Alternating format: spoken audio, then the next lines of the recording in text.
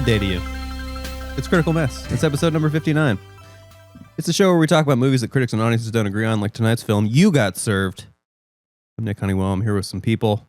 Chris Griswold, Brian MC Cullah, producer Ben. Say hello, gents. What's up, gang? Hey, Brian MC Cullah here. Until I just watched the movie we're doing tonight, I always thought it was about divorce. Right, like served your papers. Yeah. Mm-hmm. It's not. Or lawsuits. It's not about either of those. It's not. Nope. Nope. It's not. Almost the complete opposite. And we are going to talk about You Got Served, but we're going to have an icebreaker first. This is a fun one. One that required a little bit of thought. What's a film that deserved a sequel but never got one? Who wants to go? I'll go. Mostly because I'll brag that I met Keanu Reeves this weekend at the Indy 500. I got to talk to him and shake his hand. I'm looking at Brian Don't say as I say speed this. to cruise control. No, I was going to say Constantine. Oh, Constantine. Yeah, I think it's underrated. I thought it was really cool. But I would love to see a sequel to that. What happened in Constantine? Give me the synopsis. What he's a demon killer? He is a demon? He essentially lived on Earth and controlled the good versus evil, like devil and Okay, he's like the gatekeeper guy who lives heaven and hell, like supernatural, right? He was very. So there's a lot of world to play with for a sequel there, probably. Tons, yeah. It was always fun. Yeah. I would love to see a sequel. My honorable mention is a movie called Atomic Blonde.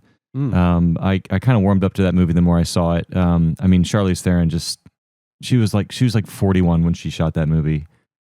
I just in shock. Have you guys seen Atomic Blonde? Oh, yeah. Okay. Yeah, it was one of the underrated movie. Yeah, definitely. Really? That was one of the few movies I walked out of the theater. See, check it out again. Did you make it to the stairway fight? I don't think so. Oh, I think we're watching the stairway fight. 30. It's a 30 minutes video. In, maybe. Yeah, we're gonna watch that after this. Anyway, I thought it was. I thought they were trying to capitalize off the John Wick popularity. You know, John Wick had come out and that had started a franchise, and I think Atomic Blonde was sort of like, hey, that's the new era of like gritty action franchises, and I think they were maybe trying to start something there, but I just don't think it was financially viable enough for Never mind, I'm thinking of Aeon Flux.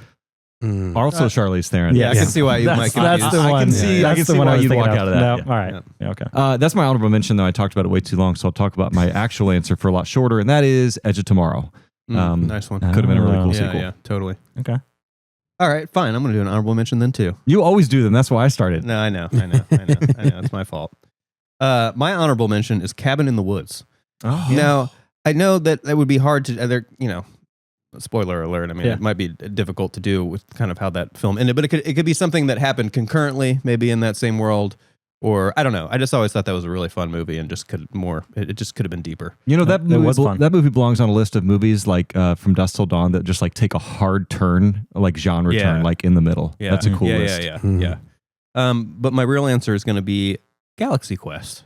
Oh, yeah. Which is just the Star Trek spoof movie. And what I learned, actually, when I was thinking about this, was that they were actually working on a sequel. And then Alan Rickman died. Oh, no kidding. Okay. And then that was the end of that. Yeah, you kind of need him. Damn. Just to remind everyone, though, Tropic Thunder is the better parody to Galaxy Quest. So just... I watched that was debated. Yeah, we did debate that in a previous episode. But which one won? Tropic Thunder. I did just watch that over the weekend. Nice. Tropic Thunder. Yeah. It's so good. It's very funny. I'll very revisit funny. it. All right. Grizz, special social media announcement. Oh, we are on social. Do you actually want to start doing this? I mean, criticalmesspodcast.com. You will find everything you want to find on every streaming platform we're on, every social platform. Go there. Yeah. I don't know if I'm comfortable. I just felt weird. It wasn't really weird. It wasn't growing. The bit just was stagnant, and I don't. Yeah, we can go back. We need to be, trying new things. So I think that was a good try. Housekeeping. Watch the movie first. We always recommend that. We're actually watching the movie as we're talking about the movie, which is just going to be great tonight. We're going to see lots of dance battling happening as we're talking. It's just going to just lift my mood. Yep. And there may be a lot of Downy commercials because we are watching on Tubi with ads. Yeah, that's fair. But we'd also just humbly ask that you subscribe to our piddly little channel here, because one subscriber is like there's not even words. Monumentous would be the word I would use. Monumentosis. Listen, I'll make you one promise. If you subscribe, our group chat, we'll all be texting a whole bunch right after that about how we got another subscriber. Yeah. You can generate that. You can control us. I think our next subscriber is number 69 too. So you get a fun, yeah, a fun number. Yeah, we'll send you a gift in the mail. Yeah. No. You can't prove which subscriber you were. All right. Feedback corner. I've been alerted that there was no feedback. Unless Grizz, you had any feedback? No feedback. Quick sock game check in. Ben, this is for you, buddy. Love it. Dang. Home field, green on green. I think I got the socks on the right feet, but you can't tell because it's a tall shoe. They got home field socks. They are taller, which, as we know, is something I haven't always been a big fan of, but it is what is in. Mhm. And, I will acquiesce to the youth. Okay. You're so cool. We have no choice, Nick. They're taking over the world, literally. You're so cool, Nick. No, I know. All right. Now we move on to spoilers. We're spoiling this movie, obviously. It came out in 2004. It's a dance battle drama. Dance battle drama. Yeah. And the name of the film is You Got Served. Seems to me like the money in the hat goes to David and Ed. They were the best of friends. I know you better than anybody. I know when you tripping. What's up? I'm not like you, D. I can't just sit around and dream. Their crew was unstoppable. We just got a $5,000 challenge from some rich kid out of Orange County.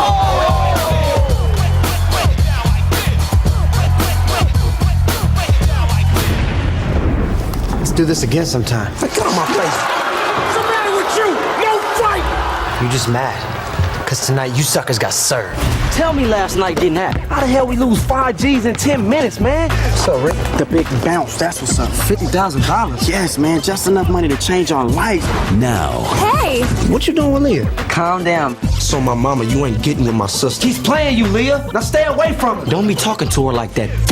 if they want their shot, Hey, what's up, y'all? I'm Lala at the Big Bounce. We got the hottest crews competing for $50,000. How street you want us to get? You know how I like it, baby. Straight hood. And we're going to talk numbers with You Got Served. You Got Served was a big hit, guys. Oh, it was? It was a big hit. I can't say that surprises me too much because it's really kind of a low budget idea. You know, you've just got people dancing around and looking at each other goofy. Yeah, the choreography cost was probably the highest. Yeah, something like that. He didn't have really big stars either. He had a couple, but $8 million what this cost to make. Looks right. Yeah, It checks out. took in a little over 50. So almost 7x the budget. That's pretty damn good. Good job. Good job. Damn. Director of this film, Chris Stokes, also a record executive, in addition to being a filmmaker and a writer. He was sort of probably most relevant around the sort of the turn of the millennium. He started a record label called The Ultimate Group, which had a lot of big artists at the time, like B2K. You guys were big B2K fans? Oh, yeah. Well, that's pretty much the stars of this entire Stars of the film. Yeah. Yes. So, yeah. But were you fans? No. Yeah. Yeah. Bump, bump, bump. Right? Yeah. I wasn't not a fan. I just, wasn't into that music in that era for me. So Chris Stokes hasn't done a whole lot of films, a lot of direct-to-video stuff like House Party 4. You guys seen House Party 4? Nor any of the other three. Oh, well, that's a shame. I didn't know I they know. made it to 4. They did. It went straight to video, but they did. And here's the thing, Ben, you'll appreciate this. Okay. He's literally writing and directing like 5 to 10 Tubi originals like every year for the last like 3 or 4 years. Perfect. 5 to 10? Seriously, look at his Wikipedia page. There's so many. It's insane. I He's love just it. cranking them out. He's like the Chat GPT of like. Was this kind the of high? filmmaking. Was this movie the You high just- of his career that got him to that point? I'm sure this was his most successful venture in the film industry. I also do have to point out there are some pretty serious, unfortunately, some essay allegations against this man Oh, no. from some of his former artists. So, Yeesh. although I don't believe he's been convicted of anything, there have been some allegations, according Here to comes Wikipedia. Debbie Downer. Yeah. So, anyways, we had to We had to throw that Yeesh. caveat on there. Okay, who's in this film? Kind of a lot of random people. You've got the aforementioned Omarion and Marques Houston. Marques Houston. Bump, bump, bump. Yes, from B2K, of course. I almost clipped that. I almost clipped a B2K soundbite. There's still time. I know. Steve Harvey. Our the boy. Family Feud Steve host himself. Harvey. Oh, I love that man. What a refreshing What a guy. sight for the screen. What a guy. What a terrible person. You know how excited I was when he got Oh, on God. screen? Mustache. He's so Yeah. funny. If I told you he was the best acting in this film, would you believe Yes. Yeah, maybe. Over Omarion? Yeah. Wow. De'Mario Thornton is in this film. Jennifer Freeman. Lil Kim. Lil Kim's in it. Lil Kim's in it. And only a few lines, thank God. She was a little rough around the edges. Wade Robson. Mm-hmm. Remember Wade from the MTV days? Yep. Nope. Meagan Good. Meagan Good's in this one. Yep. You guys remember Lala? Mm-hmm. You didn't watch any MTV in around 2000? Not in that era. No. I did. That was my formative years of great. MTV. Yeah. Of course you Your remember Lala. formative year. All right, quick refresher about our criteria. So, movie's got to be fresh with audiences and around with critics on Rotten Tomatoes or vice versa. The disparity's got to be 20% or so. So, on Rotten Tomatoes, You Got Served is getting served with a 14% by the critics Yikes. and a 69% with the audiences. Nice. 55% disparity. That's a big disparity. one That's of why our we're- biggest That's why we're ones. talking about One it. of our biggest? That's why One we're of- talking one of our about it. biggest. Okay, nice. Yeah, anything over 50 is extremely notable. So, this is Critical Mess. We are sponsored by Onkyo. Mm-hmm. Onkyo is just a delightful company that we just really, really like a lot at Critical Mess because they make really beautiful, as you can see, aesthetically pleasing speakers, but they sound better than they look, which is crazy because they look incredible. Mm-hmm. They make receivers.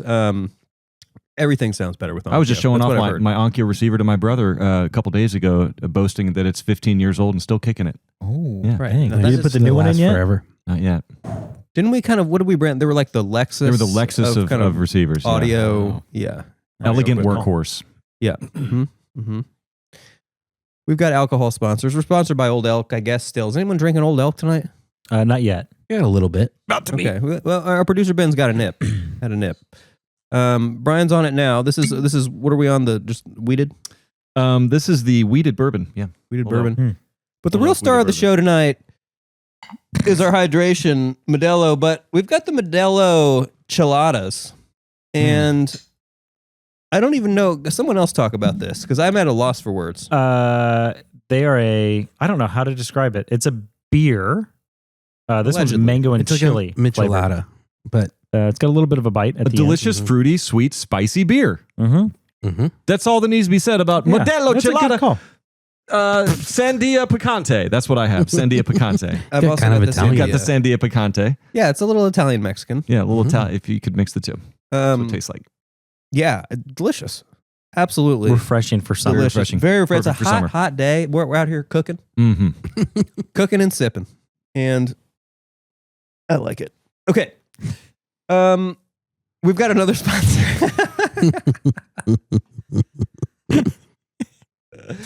We need to give people a timestamp at this point. Guys, I can't lie. We are getting filthy fucking rich Yeah, right this now is why we're doing because this. we just have so many sponsors. We're also sponsored by a little show called The Ambrosia List. As you can see, we've got a few promotional materials I'm so sorry. back here. No, it's okay. It's starring Zachary Kento as the Ambrosia List himself. Also, we've got Brian Goodday for the Crows Cox. We've got Teddy Danson. So it's a stacked cast. Anna always. Kendrick. Anna Kendrick. She Yeah. directs and acts. Produces. Yep. So, anyways, just wanted to give a quick update on the Ambrosia List. Just wanted to clue you all in on what's happening with the new episode. I'm not going to spoil too much, but here's what I know. So this next episode is going to be a flashback. Okay. Okay. So it's going to be about the Ambrosia List as a child being raised by a young Teddy Danson, a young single father, nice. a young Teddy Danson. A lot of it takes place at a bar in Boston. Anyways, a lot of the episode, no one really gets that. How do joke, you but- know? It's a period piece, but we're going back in time Do they? further. Does a studio just send you a DM with this information? How do Yeah. you know this? No, because I write the show. Oh, that's right. We've talked about this. We've talked about it. He's a writer on the show. I totally forgot about that. So, anyways, a lot of the episode focuses on how a young ambrosialist, started making whiskey from the age of 6. And he kind of learned how, to age whiskey and how to use the proper spices and prepare the casks and, of course, sample the product. And this is all happening in kind of an unexplored area of Appalachia. Okay. So this is why the ambrosialist has the world's highest alcohol tolerance to this day, because he basically can't get drunk. He's been drinking all day, every day since the age of 6. He's a superhero. He is. He's our superhero. And anyways, it's just a very sort of artful episode that's really just kind of about child whiskey making. That's almost sounds like an HBO show to me. Child, which is high praise. It's not HBO, which is high praise. Yeah, so, HBO I don't know how they're Max. doing it, but keep it up, NBC. Yeah, Paramount Plus. So, anyway, guys, right. No. So Fox. It's Fox. Peacock. No. Oh, it was Peacock. Shit. This fall and next weekend. All right. Okay. Enough ambrosialist. We're getting back to You Got Served, and we're going to rate this film. Boy, am I excited to hear the ratings tonight for this film. Oh, well, I guess Grizz is going first. Yeah, Grizz I'm going first. Has tipped his hand. I have tipped my hand. We got a wolf. Slightly. Using purple ink tonight, I'm at a 44. Well, it's not that bad. It's not that bad, but I mean, I give it a few points for a couple of things, but overall, this movie is rough. I don't know what to say. It's, I don't know. We're going to get into it, but the acting, the dance battles, I don't know if that's a thing. I had to Google it. So it is. 44. That's I have not been to one, but I've almost been to one once. Oh my God. There's a dance battle happening around the block. I was close to it. Brian was a little scared. Should I go? Yeah. Well, I feel like there was one happening, and I was like, I don't know. I'm intrigued. I got the flyer. I didn't know what to do. Yeah, I didn't go. Nick, do you want to go, or you want me to go? Yeah, I can go. Oh, no. Okay, Where's our intern? We got it. We got it. All right. I got a lot of literature on my board tonight. All right. It says Reagan got served by 25 points. Oh, nice. 70. Going with a 70. Oh, my with a 70. God. That's right. That's Reagan right. got served. Sorry. Let's whack me. Penelope there. Sorry, Penelope. Oh, no. Fine. She's fine. Well, it's just a picture of her. It's not actually her. Well, it's an important picture. It has feelings. So let's talk about Brian's rating. Oh, okay. So to me, this is like a classic sports movie feel. Even though it's not a sports movie, but it has that sort of climax. We've talked about this with some of the other movies we watched recently. So I liked that. I said it's got a lot of heart and it's got youthful vigor. This movie has a lot of youthful vigor. It does. I like that. Right. I like that's a good phrase for that. Vigor. And I think it had some meaningful themes and arcs that elevated above the crowd and kind of made it better than sort of, your typical what I expected. And I think ultimately it does exactly what it sets out to do. And I enjoyed it. I'm going to give it a 64, which is my sterling joy rating. It just means I just enjoyed it. 64. Nintendo 64. That's right. That's your fun rating. Yeah. Yeah. I've given that to something else too. I think Minecraft, right? No. Oh, I'm so sorry. No, that was not right. But what do we do before Minecraft? Gone in 60 Seconds? No, that was after that. You didn't give that 64 either. What was right before Minecraft? Check Critical Mess Hall. Yeah. That's Here. the beautiful website Brian built that tells all our ratings for all the movies. Oh, yeah. Oh, yeah. We haven't announced that yet. Oh. Do we want to talk about that? Do we? I'm not prepared. We're not prepared. It's coming to a internet near you soon. Oh, Just a little, A Night at the Roxbury. I gave it a Oh, 64. okay. Yeah, nice. Yeah. That's what it was. That's what it was. I can get behind that. Yeah. I get it. Yeah. Oh, yeah. If you go to our website, you can click a little thing called the Mess Hall, and it'll take you to be able to see our entire backlog of what we've rated. And you can interact with us and rate the movies too. And you can even say which host you agreed with or not. Just go check it out. You'll just explore it. It's fun. It's an amazing thing that was built by Brian, and it is beautiful It's and insane. awesome. Yeah. Thank you guys. Can we all guess Ben's rating? Let's all give it a shot. I'm looking at his soul right now. I think I know what it is. I'm going to go with I don't think you guys do it. I'm going to go with No. I got a number. I'm putting him the lowest of all of us, and I've got a number 2. Okay. Who's 3, starting off first? All right. 2, 1, 14. Oh, I didn't know we were doing that. He counted us down. What do you think? I was gonna go like 31. You guys are close. 23. Oh, Whoa. okay. We were all hovering right around. Yeah. Yeah. Okay, we know Ben. This movie is so cliche and terrible and awful to watch, and I hated every minute of it. And I lived through this era, and I did not like it then, and I don't like it now. You can never make me like this. It reminds me of boy bands and that whole era where everyone was obsessed with boy bands, and it's just bad. I think that I agree with you about the era, but I think I was able to disconnect the movie from that and just kind of think, all right, what's the movie trying to do, and does it do it, and is there a reason for it to sort of exist? And I think ultimately, yes, it's a good movie, but it's like I can see it being sort of connected to that era that sort of you don't like. You know what I mean? Yeah. Like, I don't know, being tainted by something that you have bad memory of. Yeah, and I think this does nothing for cinema. For cinema. I think this is like the best parts are when something really funny happens, but it's not even supposed to be funny. You know,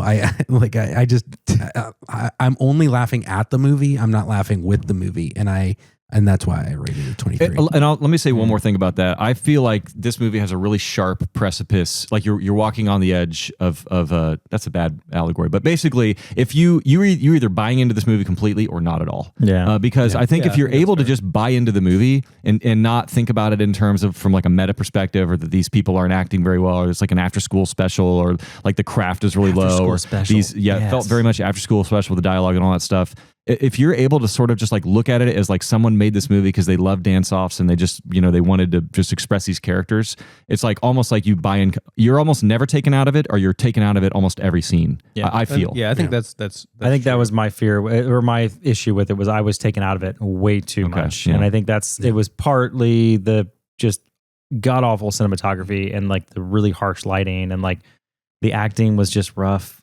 And I don't know. I don't know if this does service to the dance competition community. I have no idea. I know it's loved by a lot of people. I know but about also, it now. when I read the critic reviews or the audience reviews, it was very, it was just very back and forth, like high highs and low lows. Mm-hmm. So it's kind of tough to see there was a consistency to it.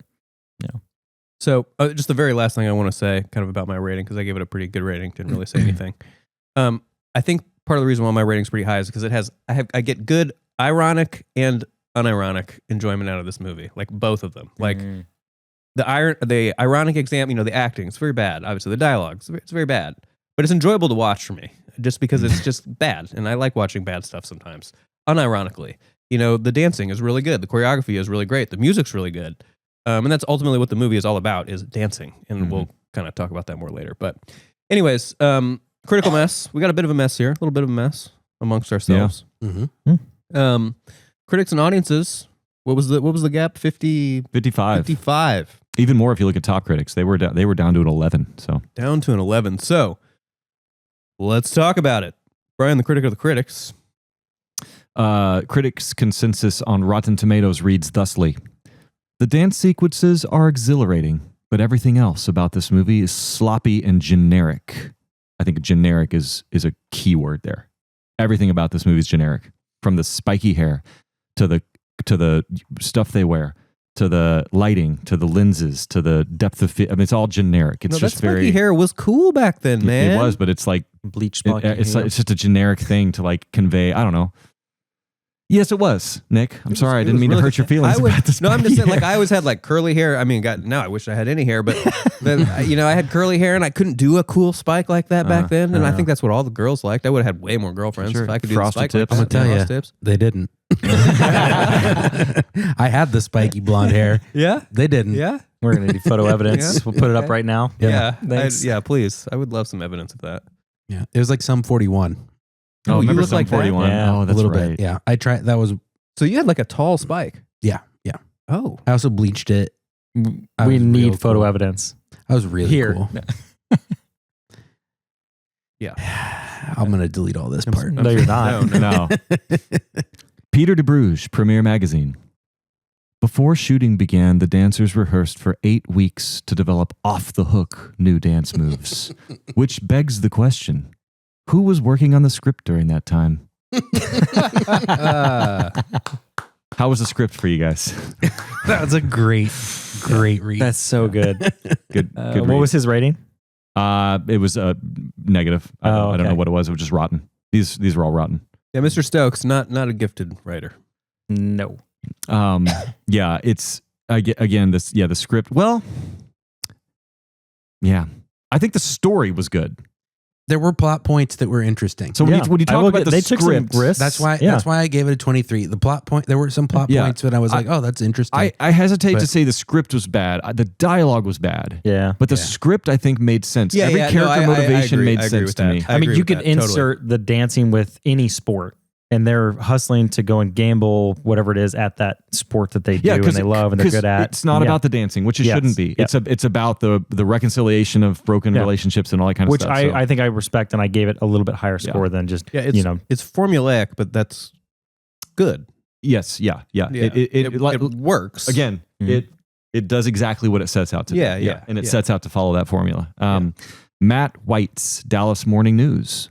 The movie dances when it should be developing, say, characters or storyline. Was there too much dancing relative to the runtime? See, I think we're going to kind of hot pocket that because, or at least discuss that some more, because part of me is like, that's kind of what this movie is all about. And the dancing is what's the most fun part about this movie. Mm-hmm. So there almost can't be too much of it. But then another part of me is like, you do that at the expense of, character development and some story. And you can see that. They could have ratcheted the dancing runtime down about 20% and still conveyed exactly what they needed to convey for me. Probably. Yeah, for sure. I don't think it killed. I didn't watch this movie and finish it and went, that was way too much dancing. It's just more of like a fine tune I'd make to it. Yeah. How about Moira McDonald? Boy, she's got to be from Ireland. Seattle Times. Nope, she's from Seattle. As far as plot, drama, and performances go, well, did I mention that the dancing's good? Was the dancing the only good part? I don't know. I think the dancing was good. I would say of the few things that I found good, I think the escalation of skill level was actually, I think they did it on purpose. Like you could see how elementary their dancing was at the beginning, and then it went to the next battle, to the next battle, to the next battle, and it got more choreographed, more intense, more specific to their skill set. So it got more breakdancey. It got way more advanced, and they got more into it. And I think that was what was cool to watch them. If you watch you're right. We watched the first dance scene. It's a group of people dancing in unison at another group. You watch the very last scene. It's one guy spinning on his head for 20 minutes. Yeah, it's like completely goes like who's the most technically gifted person. Two more. Tom Long, Detroit News.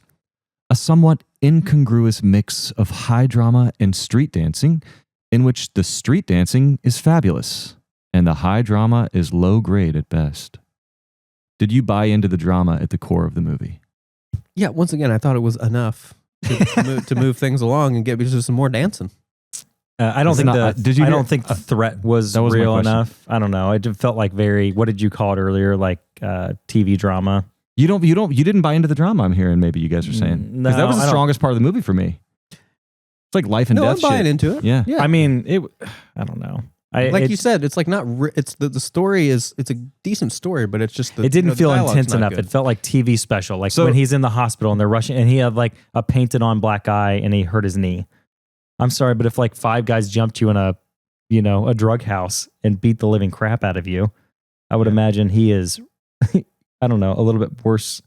That's your big problem. I don't know. We're not. Listen, we're getting off track here. The risk was not as intense. Let me re-ask my question because I don't think anyone understood it because maybe I read that way too slowly and stupidly.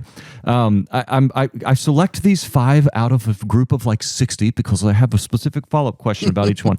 And that was so this person's saying all this movie was dancing. any of the drama. It tried to have dramatic elements, but it failed. The only part that worked was the dancing. No, and that's not true. Okay, and that was my question was basically like this person saying they didn't buy into the drama, but like when I watched it, the dramatic stuff was the strongest part, and there was like 3 layers of it. We got family, friendship, like opponent, like So relationship. Yeah. So you would, but you said your score indicates probably that you bought into. I just didn't buy into the threat level that they had to do this to make the money to make up for the thing that they risked. Okay. That's what I'm trying to get at. Yeah. The thing that makes me the most mad about the whole situation is the one thing that I really was like, oh, that's kind of an interesting plot point was when he was like in debt to the guys, right?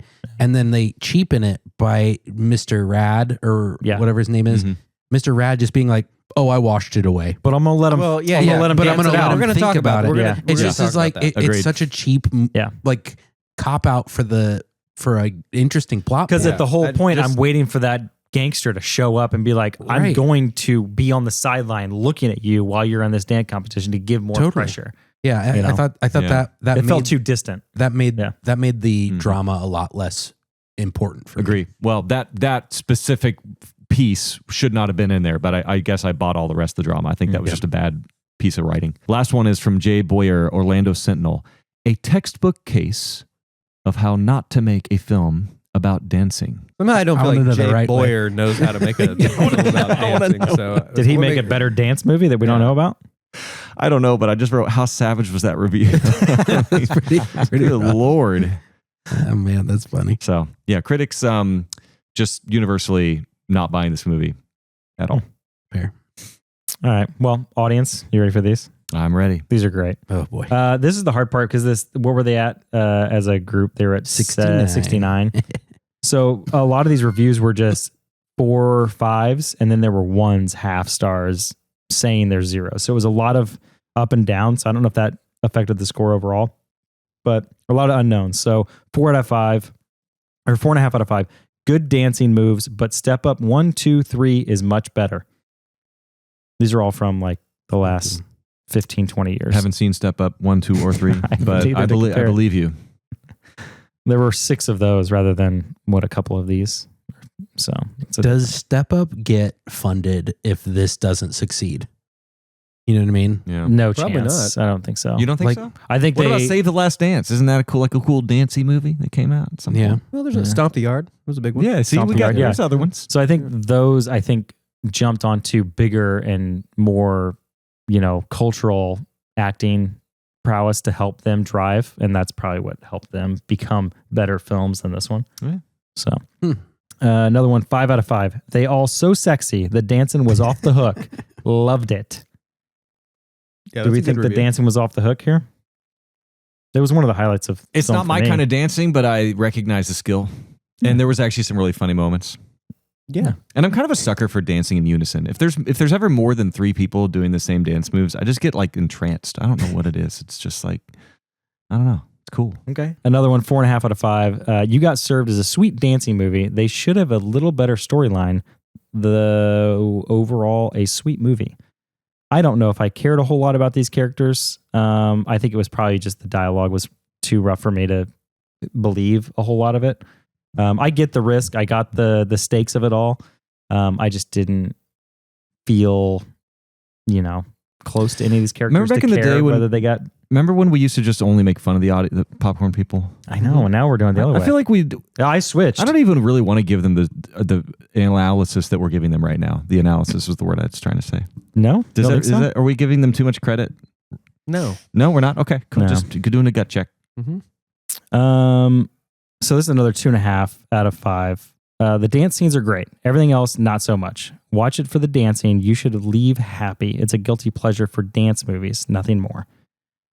Now, I saw a lot of guilty pleasure reviews, like they thought this was a guilty pleasure from their youth. I think this is like the prime suspect for a movie that you watched when you were in middle school, high school, that you were like, oh, I loved it. I'll always love it. Maybe they haven't watched it recently, so it's just one of those films that falls in that realm. I mean, I'm guilty of having tons of those movies that I have from high school and middle school that I'm like, oh, I love them. Like the old Bond movies from the 90s. I'm like, I'm going to love them, but they're so cheesy and so over the top. But I still love them. It's not Goldeneye. It's one of the best movies ever made. Not Goldeneye. I'm talking about, late 90s, early 2000s, maybe. Yeah, where Pierce Brosnan was in him. Mm-hmm. Yeah. Just throwing it out there. Last one. 4 out of 5. Cheesy, corny, cliche, but to this day still remains a classic dance movie. I don't know how. There's a lot of dance movies out there. I don't know if I would say this is a classic. I think of Stomp the Yard or I think of Step Up way more than I think of this movie. I think this has got to be on the Mount Rushmore of dance drama. At least for me, I think of those other movies more so than this one. What is your Mount Rushmore of dance movies? Well, Step Up 1, 2, 3. What do we got? Footloose. Okay. Oh, yeah. Yeah. That's number 1. And then whatever Grizz said. Stomp the Yard. Stomp the Yard. Yeah. Yeah. And Step Up. And Step Up. Right? Okay. Those are 4 bangers. There were 6 or 7 Step Up movies, so they went hard on those. Yeah. There's got to be a fan favorite in there. All right. We just finished talking about something. Now we're talking about flipping the script. Or actually, I should give a shout out to our sponsors too. You know, Modelo. What are we sipping on tonight? The Chelada. Chelada Sandia Chelada. Picante. Damn, it's good. It's the Italian-Mexican crossover beer. Yeah, I don't know what it is. I don't know if I'd call it beer, but Well, mine's spicy mango. I don't know it's if that's delicious. Well, I just was reading what mine was. You're welcome to Oh. also read yours out during the ad read. Please do. We'll get more money that way. Right. I thought you were that's right. cheersing me Oh, just yeah, now, no. but you weren't. Here you Okay, go. thank All right. you. No, mine's mango and chili. I don't know how you would describe that, but it is very delicious, very refreshing, with a little bit of a bite at the end. Yeah, a little bit of Enrique bite in there. The Enrique. We'll You get brought to it in. The Ambrosialist, Old Elk, Onkyo. Onkyo. Everything sounds better with Onkyo. These are our sponsors. Okay. Flip the script. New segment.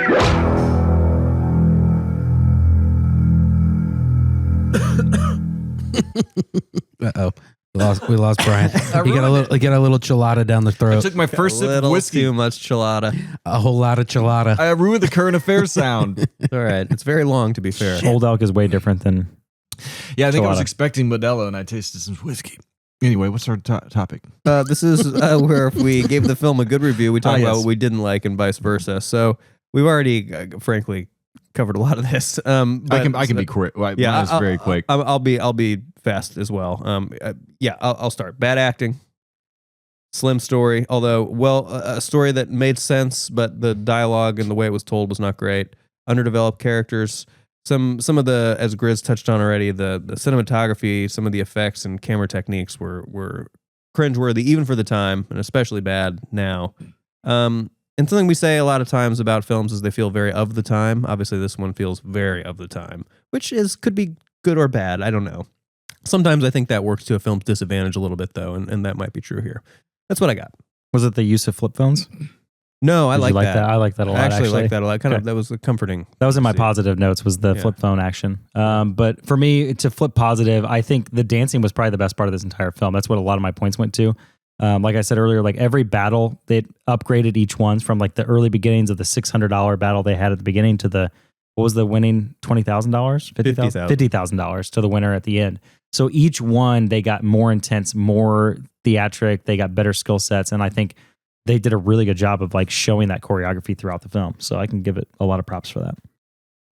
Yeah, I'm going to flip negative. The things I did not like about the movie, it was really only a few things, but the dials were just turned all the way down to 0 on these, which is what took my points off. But it's just the performances, were just very weak. I mean, down to 0. These are not good actors. Now, performing the dances, they were great, especially some of the people who were the actors also dancing, which that's commendable. But the acting performances were weak, and then it looked and sounded like a made-for-TV movie. So, just those dials, if you're looking at like a movie and it's made up of 6 main things that create what the movie is good at, 2 of those were just turned all the way down. But the others, I think, were turned all the way up. So that gives me a 64. Yeah. Okay. Warpow.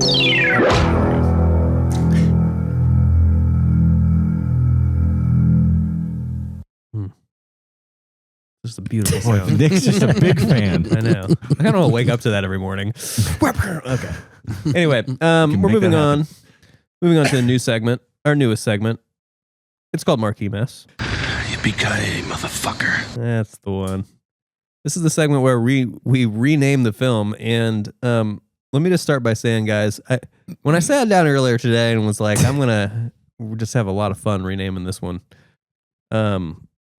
I don't know. This was tough. This was tough. I didn't come up with any good ones, really. I didn't either. I mean, I've got some to share. Don't worry. But like, I really thought this was going to be like a lot of like low hanging fruit, and it just really, I wasn't getting it rolling here like sometimes. Me neither. The other times, but that's okay. Sometimes you hit them, and sometimes you miss them, and maybe these will be. You be the judge. Maybe they're better than we think. So I don't know. So Chris, why don't you get us started? Because yours are probably the best. I doubt that. Right off the bat, I have Honey, I Twerked the Kids. Oh, that's funny. Yeah. Okay. Yeah. I like that one. We'll start off hot. You guys go. I'll go. This is like a serious one. I like to start with a serious one. This one actually might not be a bad title for it. Footwork. Mm-hmm. There's also the drugs. Right. None of mine are serious. That's okay. Nice. Remember that guy's hair we were talking about? Yeah. So I would name Wade? it. Yeah, is that Wade? Mm-hmm. I don't know anybody's name. Sharp skills, sharper hair. Yeah, that was some sharp hair. Yep. Chris? Booty Sweat. Well, that's a delicious drink. Mm-hmm. If you don't know the context of that would have sounded really weird. That's kind of most of our show, But I think. I guess that's true. That is true. Thank you for clarifying that, Brian. This one, Emerald, the drug dealer. Mm-hmm. Mm-hmm. Yeah, he did the work for me on this one. Dancing delivery boys. Yeah. I thought that was hilarious when he just said, "My dancing delivery boys." I liked him. He was good. He was good. 20,000 handshake hugs. And what? Go ahead. I was waiting for a little background on that. I'm just trying to figure it out. We're moving on. 20,000 handshake hugs. You never see every single person in this movie just did a handshake hug 1,000 times to every other character. Yeah, I think there was a lot of those. Okay, So many I just wasn't handshake thinking hugs. of like what a handshake hug was. I didn't know what to call it. What do you call it when you go in for this and Yeah, you kind it's of just put your a- shoulder in? Dapping up. There That's it when is. you do to make the noise, right? But Well, yeah, but you go and then you. yeah, they bring weren't it in. nobody was dabbing up. pre-dab. To play off that, Twerkaholics. Workaholics. Yeah. Very good. Thank you. Appreciate it. Okay, I've got, instead of the Nancy boys, I've got the Dancy boys. Mm-hmm. Yep. I've got bad guys always wear black. Yeah, that's true. Mhm. Yeah, that was a little melodramatic. This is a small series here, so I have a few. Vin Diesel's Breakdance Battle, Too Twerk, Too Furious, and The Furious Footloose. Mm. Wait, where did Vin Diesel? Yeah, Vin Diesel's There's Breakdance Battle. Was he in it? No, but Mr. this Rad. is the There most was some Fast and Furious inspiration in this. Yeah, Okay. a I was lot. going to make sure I didn't miss a him. lot. I like it. Good job. I like your theme. Great Yeah, job. It was a good theme. And our theme is none of these are funny. And so we're all on brand. It's Right. very it's perfect. Rhythm and booze. Were there booze in this? Yeah, because everybody's booing. they booed him. whenever Oh. all the Boo. Rhythm and booze. I got Family Feud starring Steve Harvey. Mm-hmm. Mm-hmm. I got a laugh from the couch. Appreciate Again, that. again, best actor in this Appreciate entire that. film was Steve Harvey. Yep. I think Mr. Rad's Dancing Boys. That's pretty good. Mm-hmm. That's the best so far. Yes, we got Ben with a marquee mess. Hell yeah, I it's a got good you. night. You're up, Grizz. I'm out. Oh, you're no, up, I was Nick. out. Those are my last three. Dancing on business. Spelled with a Z. Yeah, with All business. I only have one more. 8 Mile 2, Show Don't Tell. Get it? Because instead of rapping, they're dancing. They're not speaking. Sum 41 versus B2K. That's another good one. Keep them coming. Damn, Ben, There you go, coming Ben. in hot. Dance hard for the money. And I just want to point out too, these guys and girls, they really are dancing hard for just a little bit of I money. know. 600 was that first All one. right, Split so like 6 ways. Yeah, the $600 in the beginning, I They- laughed out loud. 600 in the hat. That 20 of them are going to split $600 on a Saturday night. Yeah. Yeah, I mean, They do it for the love of the dance. They need to The dance. look at some we, more. We don't perform for free. No. You know, No, we don't. If they did some Schmucks. more exotic type of dancing, they would make a lot more money. But that's a different film. I don't It's a think. different Whoa, movie. whoa, I don't think anybody's paying for Careful. that. though. No, they are. Yeah. whoa. We'll be talking about Just Magic Mike Reel it all next back. time. All right. Breakdance yourself. Before you check. Wait. What? Sockin' and Lockin'? Mm-hmm. Mm-hmm. Poppin' and locking. Yeah, I like it. And La La's Land. Oh, that's really good. That's good. That's the best one. All right. That's very good. We can play the sound effects. That's a dance movie too. We can play this out of that. All right. Critical Mass. We're sponsored. Ambrosialist. Old Elk. Modelo. Onkyo. The real sponsor. Everything sounds better with Onkyo. And now we're moving on to our most reviled segment. It's called Tharks. That's getting so short. Getting so short, it's great. Yeah. Now there was some tharking to be done here. Yeah, I think so. I was going to let you say what Tharks was, but because one time I started sorry. talking right after he did the thing, and I got put in my place. This is already taking way too long. Yeah. Talking about themes and arcs. Family, friendship, devotion to your craft. Mhm. That's all I got. We had some arcing. Sorry, what's his name? Marques Houston is. I don't know anyone's name in this. I have no clue. I know their real names. I did terrible with looking. Marques Houston. He comes all the way around, right? Sure, They're best buddies, him and Omari, and then they hate each other, and then he finally, figures out that we should be buddies again, and that's really going to heal the world and all that. So there was an arc. Yeah, I think that was part of the strongest theme to me was the three different levels of conflict, because you sort of have your siblings, right? So you've got the sibling conflict where he's the guy you were just talking about is mad that his sister's dating his friend, and then there's that whole kind of family drama, and then you have one layer out as the friendship drama. So for probably majority of this movie, the main two guys are like at odds with each other, and makes for a pretty strong reconciliation at the end, which is another theme. And then it goes all the way out to like, what's your relationship with like your adversaries? Like, you've got the guy that was on their side who didn't like their model, so he like switched sides and danced for the other team. And then, the respect that's there from team to team and how to take a loss. So I think there was actually a really good amount of themes happening here. And I think they came. And those started from the beginning, from the friend dating the sister, and like that started from within the first 5 minutes of the film. Yeah, I love how it started right away. Slowly. Yeah, I can appreciate it. It was a really good pacing on their relationship. And then same with their friend that switched teams and started giving the secrets away. The same thing. Like you could just see him, the tension there. Yeah, and then they did foreshadowing with him in a good way. Sonny. That's the only name I can remember. There you go. Wade. I remember Sonny Wade. the Traitor. Sonny the Traitor. That's all my themes and arcs I've got for Nice. Tharks. Nice, cool, and we're done. That's how that should go. So It was a little long, but yeah. Of course. All right, now we're moving on to Brian's Corner. This where Brian does whatever the fuck he wants. Everybody, welcome to Brian's Corner, where I do whatever the fuck I want. is there slushy machines today? There are. The red is out and it's just liquid, but the blue is icy. Slushy. You can't make a red's suicide. Can't make suicide. The people are working on the red.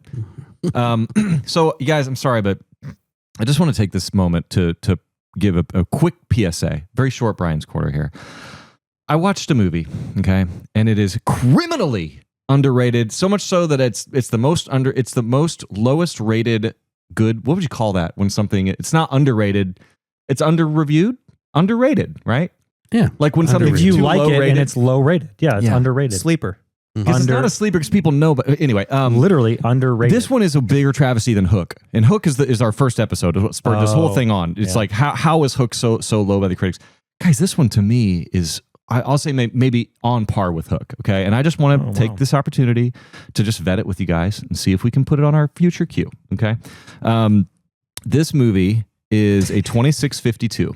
So it's not quite 20. It's not quite 60. It's not quite fresh with the audience. Mm-hmm. The reason I'm bringing this up in Brian's Corner is because it's sort of discussing our format, which I think is also helpful for people. But it's an average audience score of 6.8. So it's a favorable average out of 10, right, for the audience, but not for the critics. So I'm saying maybe we may. I know I haven't said the name of the movie yet. I'm keeping it on pins and needles. I'm gonna see if you can guess it. But so that's the setup. Okay, now let's see. Now I really want to do this movie because it's so freaking good, and I can't even believe how low it's rated. It's just driving me crazy. It's Paul Blart Mall Cop 2. No, Ben has Good been guess. pushing for It's on Paul the list, Blart right? since like It's on the list? third episode. No, it's not. No, it's not. They won't let me do it. This movie has a 35% disparity if you look at the top critics. So it's I think the heart of this movie belongs on our list. Here's your clues. It's a 1992 film starring Martin Short and Kurt Russell. And you can't say anything because I talked to you about it last night. I still don't remember what it was. Any idea what a 1992 film starring Martin Short and Kurt Russell could be? I know I didn't see it. So you guys go. What are we thinking? Boy, I'm sure I know. Need another clue? Is it Black Knight? Yeah. No. Need another clue? No. Give you another clue. I don't know. Yeah. You do want another clue? Yes. Oh, sorry. I thought you said no. I was like, wow, you're really going to guess this. Boats are involved. Specifically a boat. A boat. For most of the runtime. I've not seen it, Holy but he did mention shit. it last night. Have you guys not seen Captain Ron? Oh, shit. Sorry. You've seen Yes, Captain Ron? I love Captain Ron. Wow, long time ago. Oh, I didn't realize I've not seen it. Or I didn't even think about Martin I would love to watch Lawrence. that again. Dude, I watched it. It's free on YouTube. Yeah. I watched it this week. I was absolutely blown away by how competent and enjoyable and rewatchable and Yeah, great of a movie I would this love to is. watch that again. Yeah, I saw that like when it came out. Same, And that same. was like, and I have not seen it I haven't since. watched this since probably 1992. Oh shit! I do know this I watched movie. it last year. I expected it. Oh, you did? Yeah. Okay. Oh dang! Bro, I expected this movie to go off the rails. I expected it to go into La La Land and slapstick stupid. Never does. Yeah. It's competent. It's a competent drama that's oh my God. You talk about it, Ben. So one of my close friends and former co-workers, Andy Choka, he watches Captain Ron every boat opening season. Oh, nice. He has a So boat. someone loves this He has movie. a boat and he watches it every year. Oh, thank every God. year. I think this movie is on like, repeat. like beloved by Yeah, Dude, I love this movie. It is criminally overlooked. It is very Wow. good. It is very funny. Criminally Still holds of a up. very young And- Martin Short. Yeah, I didn't Well, even realize not that Martin young. Short was in it. He plays okay, you know how Martin Short is always like dialed up to 10 on Yeah. his characters? Take all of his characters and dial it down to like a 2.5. Yeah. Take all the charm, but none of the craziness. That's the Martin Short we get as the dad in this movie. So good. So you know what? I'm gonna stop talking about it. I'm just saying, Sneak it in the list. if you'll allow us, and if you'll I'd say, allow well, us it's your pick. to do a movie that doesn't necessarily have above a 60% audience, it's just in the 50s, but it does have a favorable out of 10. I just wanted to take this opportunity because I didn't know where else to talk about something for this long. Favorable Was- audience. You're about to get a high rating from me. I think Yes. All right. episode 60 of Critical Mass is going to be about Captain Ron. And actually, I might pull a bait and switch right at the end of this episode if I feel like it. Oh, dang, we gave him the permission. I think he snuck that in there to test the waters. That is your prerogative. Now, I am asking, can we put this on our list? I'm not necessarily saying can we do Captain Ron next, but we might. We'll see how I feel. We're testing the waters. all right. I see. Well, thank you guys for really taking this quick but in-depth look at a criminally overlooked movie. I really appreciate it. And next time, I'll have the red ICs up and running. Thanks for joining me. It's time for our most legendary, most epic, most aspirational segment. Aspirational. And it's called Hot Pocket. Hot Pocket. That's where we talk about all the random shit. It's also talk about. It's also our most perspirational when Enrique gets involved. That is right. Did you see that? What I sent you that picture maybe last week? Yeah, It the was- ranch lovers, yeah. whatever, Hot Pocket. Yeah, they have gone. Well, I guess that's not Enrique's field, but he oversees Greg, who is Still, making I was sure- impressed. They There's a lot upped. I feel like Greg hired a team. Does pepperoni go with ranch? Oh, absolutely. Everything Yeah. goes with ranch. That's a stupid question. That's an Indiana. I Stupid feel like that's an question. Indiana thing. Not where everything they goes dip with ranch. pizza I in won't say ranch. that, Well- but pepperoni does. Ice cream. I learned that people don't, outside of Indiana, people don't dip their Correct. cheese sticks in cheese. Yeah, Well, no, that's just fucking it's just dumb. an Indiana thing. It's just an Indiana No, they're thing. supposed to go in matzah. But also, I think marinara. Marinara. yeah, marinara Everyone's is- doing marinara. I go marinara. I'm a marinara. guy. Marinara, bro. Right, but like, also cheese is good. Yeah, that's Right. true. I'm not gonna lie about that. Well, some It's good, cheese is especially good. the ones Cheap that are a cheese is little good. spicier. And so why is it only in Indiana? I don't know. Maybe Is ranch dipping your pizza in ranch an Indiana thing? I don't know. I feel like it is. And this has been Hot Pocket.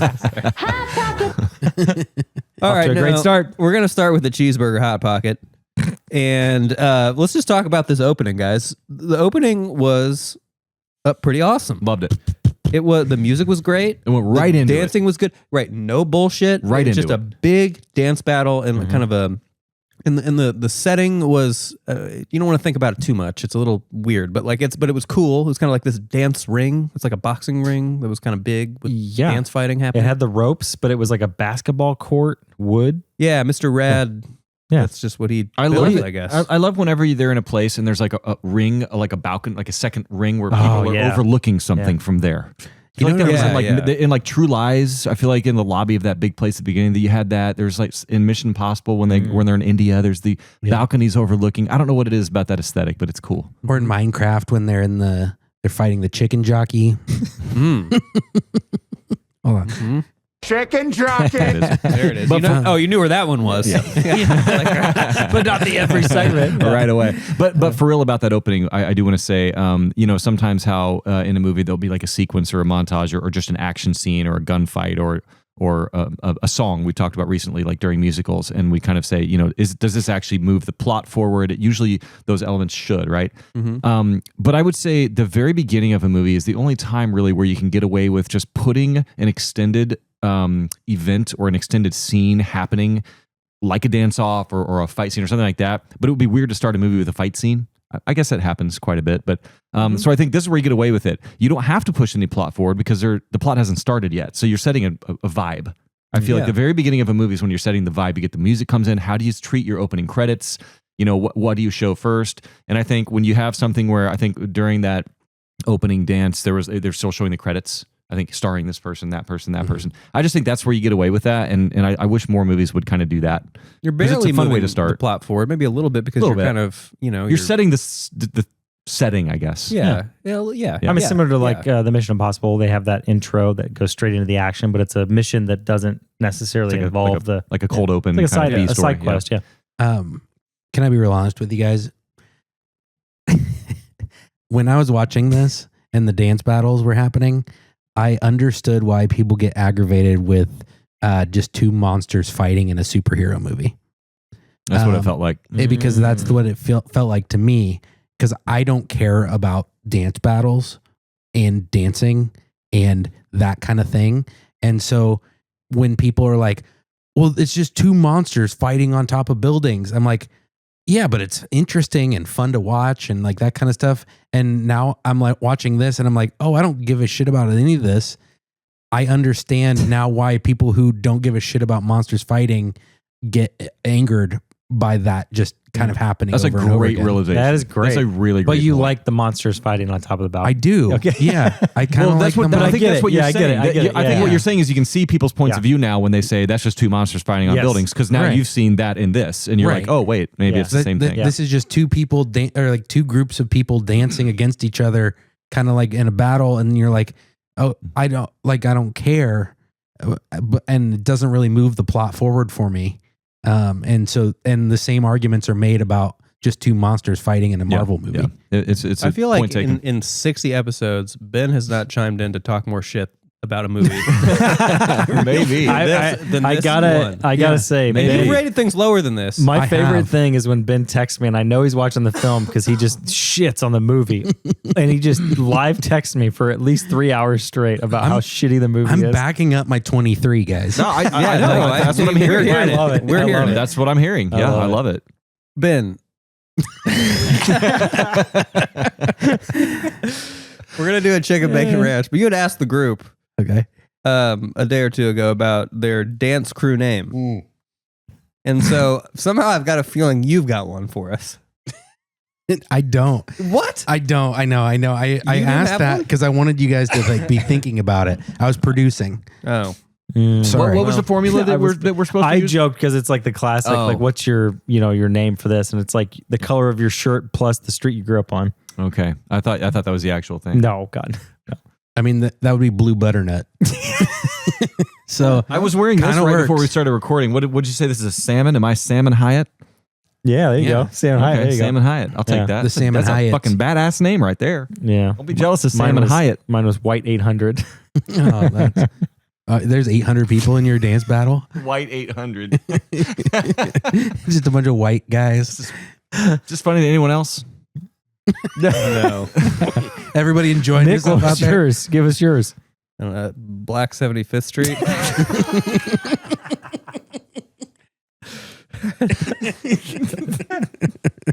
That doesn't work very well, guys. Oh man. Well, it breaks down in some situations. Moving on. We're gonna move on to a sausage, egg, and cheese. I want to talk about something I like to call the disapproving dancer face.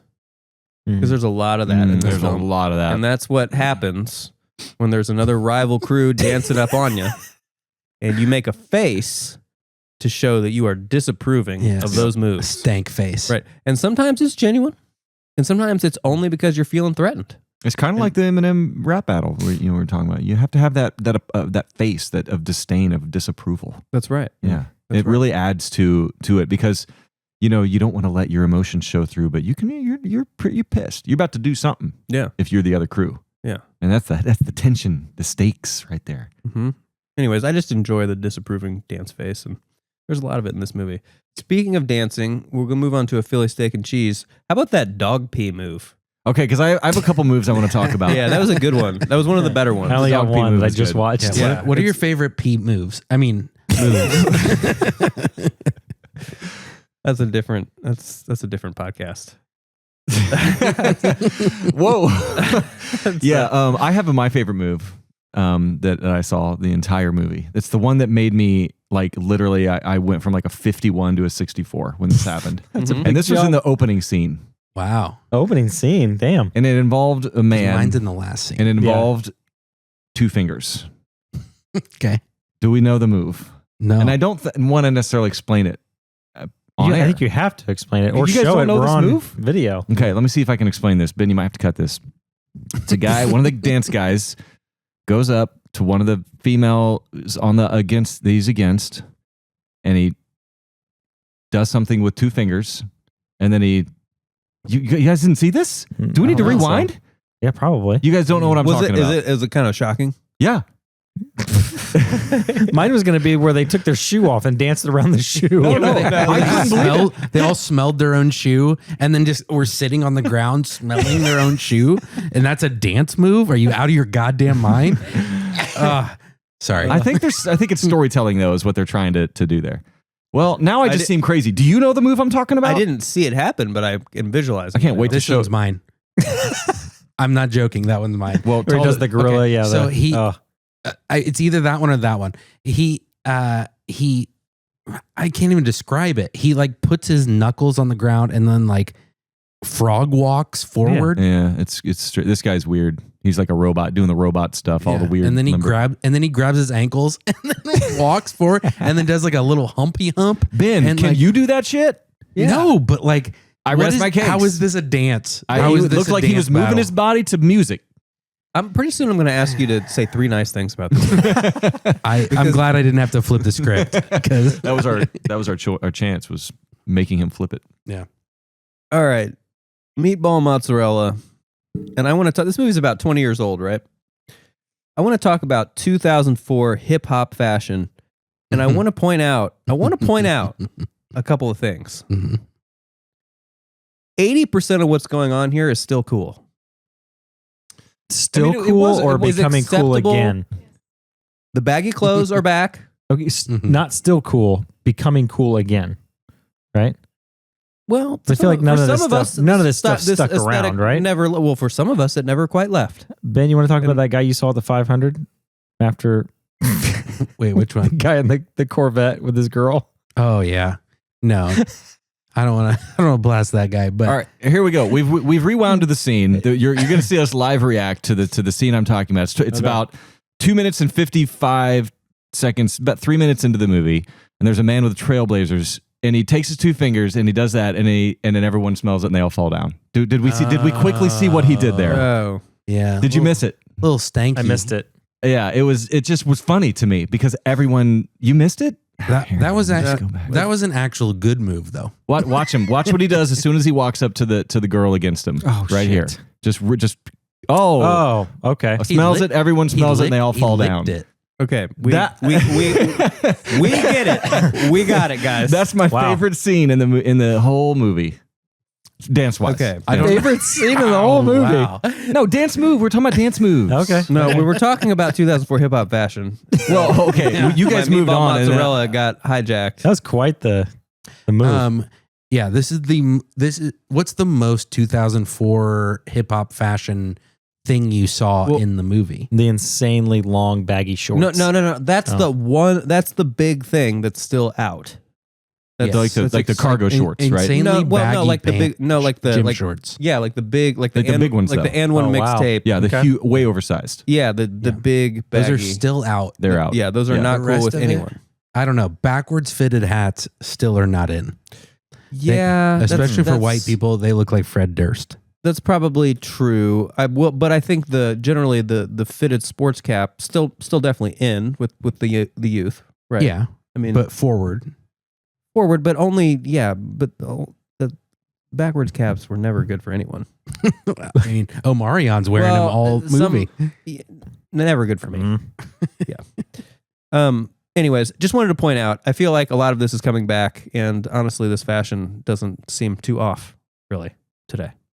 So No, it doesn't feel wasn't like that long like ago. if we were It's watching coming like back. an 80s Yeah. movie, It's coming okay, like a movie from like 1985 and like 2005, we would be like, that looks like like people aren't dressing like that. If it anymore. wasn't for the be very phones, different. if it wasn't for the phones, I could see this being made today in the same style of fashion, and Yeah, pretty close. you know, Yeah, I agree. Okay. When did we move off of dance moves? I thought I had other one thing. Other. I don't know. I don't know When what's going on okay. tonight. We'll Now, file those away for later. conversely, let's move on to a hot ham and cheese and talk about 2004 hip hop slang Mm-hmm. and what still might be sticking around or not sticking around. Y'all Which were is off the chain. off the chain, Mhm. off the hook. Mm-hmm. off the hook. Y'all really hooked it up. A lot of hooking. I seen her. She's tight. Yep. Mhm. She's tight. Tight Yeah, and was a big sweet. one. Tight Tight was a and big sweet. one. We was on point tonight. Nice. You guys remember off the meat rack? No. You never said that one? Yeah. Okay. Drop it like it's hot. Was Drop it like in a, here. Yep. Mm-hmm. How about all up in my mix? No, yeah, there's another one. I There kind of you like go. that one. Mm-hmm. Now here's one I'd say the most cringeworthy one, or what we don't say that anymore. We don't say cringe. Sus. Yeah. Sus. The most sus term that I feel like was even outdated for the time was the bomb. And we heard that several times in this film. But am I wrong Really? about that? Maybe I'm just wrong Oh. about that. Is the bomb, was that actually still very cool at that time? I think it was cool at that time. Okay, yeah. Well, I think it's would- all right. Sure. I think so. Now it's just a hot sauce. Yeah, it is. Yeah. Did you notice they somebody said "Show me the money" in this movie? Another Jerry Oh, Maguire no, I reference. missed Wow. We were just talking about Jerry Maguire references, quotes. Taco chicken. Chicken jockey. Oh no. Chicken jockey. He knows right where it is. He knows right where it is. Mhm. I want the oh no. I want that guy. All right.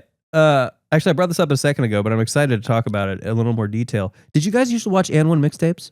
Oh yeah. Yeah, Mhm. yeah, All the time. Oh, me too. So cool. And there, The did you professor. guys notice that the gentlemen Marion and Mhm. Marcus were kind of sleeping, and they were watching. the Yeah, N1 yeah. I mixtape? noticed Oh, on I their didn't little miss CRT TV Yeah, and their yeah. little sleepover at the had in the family Yeah. room there. I like that part. There's Yeah. there's a very interesting documentary about the fall of N1. Oh, yeah, really? it's pretty And great. It's mostly about how they treated their athletes and like that Mhm. kind of stuff, and why it went from such a media empire to now pretty much nothing. Mm-hmm. Yeah. Yeah, I bet that's interesting. Yeah, it's good. Yeah. Skip to my Lou. He was always. Oh the my best. god, he was so Ray good. for Alston. Yeah. He played in the NBA. Yeah. He was like super legit. Yeah. Who was the giant guy? Escalade. Escalade. Yeah. You know, the professor is still like a Professor's big still YouTube going. star. I still watch him Yeah. on YouTube. Oh yeah. He's a big deal still. Yeah. Since we're talking basketball, real quick, can we talk about the concept of actors in basketball? And whenever we see actors try to play basketball on screen in movies, and first of all, how sus that usually is, because you can tell that they haven't dribbled a ball in their life. But Sure. I think they did a great job in this movie. You can Yeah, tell this these is not guys bad. actually Yeah, know how they to could play. hoop a little bit. Yeah, honestly, I liked the basketball scenes a lot. I was kind of hoping there was a little bit more, but Yeah. or make it a whole basketball. All right. Pesto chicken and bacon. Does Enrique have anything to do with that? With the pesto? No, pesto's No. not spicy yet. We're not quite to That's his. still. Yeah. We're 2 doors That's down a from his seasoning. office. Yeah, who Okay. does seasoning? Just basic Greg. seasonings. Greg. Is it just Greg? Yeah. Okay. Greg is All right. the basic. Well, seasoning. I would say Hot Pocket does. We don't know. There's only 2 guys. Greg does ranch. Enrique does spice. We don't know what personnel do the rest. Who's the actually pesto true. guy? I don't think we know. It's just part of their process. Ooh. I think Tony? it's Luca. Do we have I a was new? gonna say We have Tony. we have a guy pesto. Luca. I like Yeah. it. Mhm. Or we could name him like Mr. Pesto. I like Luca because it's like Italiano. Jimmy Pesto? I was saying Tony. Wasn't that where you're going with Luca? Tony Pesto? Yeah. Oh, I got you. It was Pesto, because Pesto's Italian. It's got to be, right? Yeah. You guys are on to me. I got you with the Luca. Are you being You got me. sarcastic? This whole night, I think you've been being sarcastic to me. I don't know. No, I don't know what's going on. Okay, what are we on now? Chicken parm. I think chicken parm. We never did the pesto. Oh wait, did we already move on? What did I say? Nick's just here to read out. Nick's got a side. we sidetracked He's got a side hustle with Hot Pocket. Sidetracked himself. I don't even remember this what we whole were going thing to talk is. about. Okay, now I remember. This was a very small thing actually, but I found this very funny. So the boys were running drugs or money or something.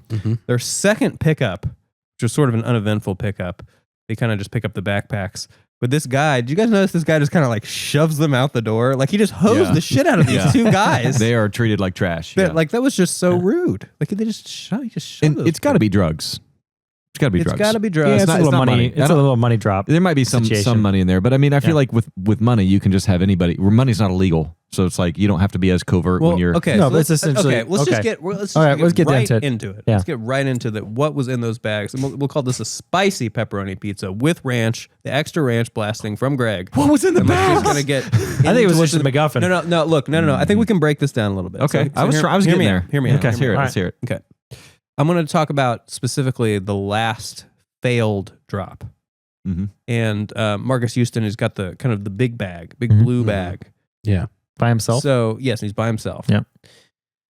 So okay, what can we surmise from the size of the bag? I feel like how much money did he owe Emerald? I think we got an idea of that, right? No, I thought he said it. He said it. Yeah, it was. I think it was 15, wasn't it? 15,000? 15,000, I think, something like that. Because he borrowed right. he borrowed a little bit from his grandma or his mom or whoever it was. Well, that was for the dance competition. That was for the dance competition, the first one. Right. And the last one, he needed more. And I think it was around 15K. Right, they did say the number. It was something like that. 15,000, 20,000.